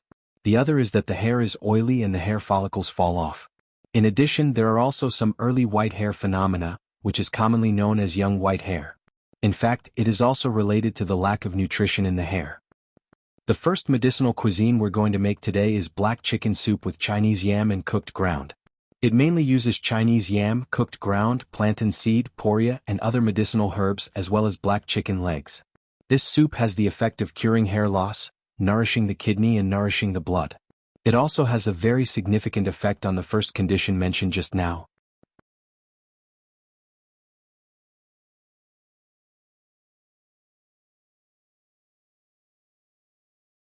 Chapter 361. As Su Yiyin spoke, she dipped the black chicken leg in water and put it into the casserole pot. Then she added a pile of medicinal herbs and boiled them with water before lowering the heat to a simmer. Taking advantage of this gap, she grabbed a prepared carp. After cutting it a few times, she stuffed the previously soaked fulling and chuan cheong into the belly of the fish. The fish I'm making now is called Gastrodia alata carp. The medicinal herb Gastrodia alata needs to be soaked for a few hours in advance to completely soften it. After that, it needs to be steamed before it can be used. Otherwise, there is no way to integrate the medicinal properties into the fish. As Su Yiyin spoke, she put the Gastrodia alata on the drawer to steam. Today she opened the live broadcast book on a whim. She didn't have time to gather the ingredients immediately. Fortunately, the medicinal herbs planted on the farm could be in a dry or wet state before harvesting. When she took out the Gastrodia alata, it was already in a wet state, which saved her a lot of trouble. After the Gastrodia alata was cooked, Su Yiyin stuffed it into the knife and the belly of the fish. Then she steamed it with scallions and ginger on the drawer. The third dish is lamb bone porridge. The cooking method is relatively simple. I've just dipped the lamb and lamb bones in water. Just cut them and put them in. The main point is this medicine bag. Su Yiyin took out a small medicine bag and put it in front of the camera so that the audience could see it. This medicine bag contains cooked ground, Chinese yam, dodder, walnut kernel, and more than a dozen other medicinal herbs. The ingredients are relatively complex. The dosage is also prepared in advance. Considering that everyone might not be familiar with these things, and that it would be troublesome to make them yourself, I will ask the people in the restaurant to help me make them and pack them up. If you want to bring them back, you can buy them from the restaurant when the time comes. In addition, after today's live broadcast, I will draw a few lucky audience members to give it away. When the audience in the live broadcast room heard that there were more than a dozen medicinal herbs in the small bag, many of them who were not in the same city as Su Yiyin, who originally wanted to steal it and get someone to buy it back to try it for themselves, could not help but want to retreat. Then they heard that Su Yiyin would make these small bags and sell them directly. She would also draw a lottery to give them away. In an instant they became spirited again. Host, please take care of me. I pray that you will draw me. Immortal host, as long as I buy this small bag I can try to cook porridge myself. I'll buy it tomorrow. I hope it's not too expensive. The price of the streamer's shop is very reasonable. What you should be worried about is not the price, but whether there will be too many people fighting for it tomorrow. When Su Yiyin saw their messages, he smiled and threw the medicine packets into the pot to boil the soup. He smiled and said, "Don't worry about the price. It's still the same as before. We'll strive to make it affordable for most people." Su Yiyin could not guarantee that everyone could afford it, but it was still possible for most people to try it once in a while. The essence of the lamb bones needed to be stewed for a period of time before it could flow into the soup. Su Yiyin took advantage of this time to boil an egg with the Chinese knotweed. Then she made a dessert, sesame kelp cake. The white sesame seed contains many nutrients that the human body needs. It can prevent our hair from turning white and falling off prematurely. Su Yiyin put the clean and dry white sesame seeds into the pot and stir-fried them until they were fragrant. Then she ground them into powder and added them together with the kelp powder into the starch to make a dough and steamed it in the pot. At this time the lamb bone soup was almost done. She fished out the small bag of medicine and added the washed rice into the pot. Then she stir-fried a large spoonful of seasoning oil and poured it over the steamed carp. You're tuning in to the Han Li's Wuxia Adventures YouTube channel. We're so grateful for your support, and don't forget to subscribe to join us on this incredible journey through captivating stories. Your generosity through donations truly makes a world of difference, as it's the primary source of revenue that allows me to expand and enhance this channel for you. Thank you from the bottom of my heart for being a part of this adventure.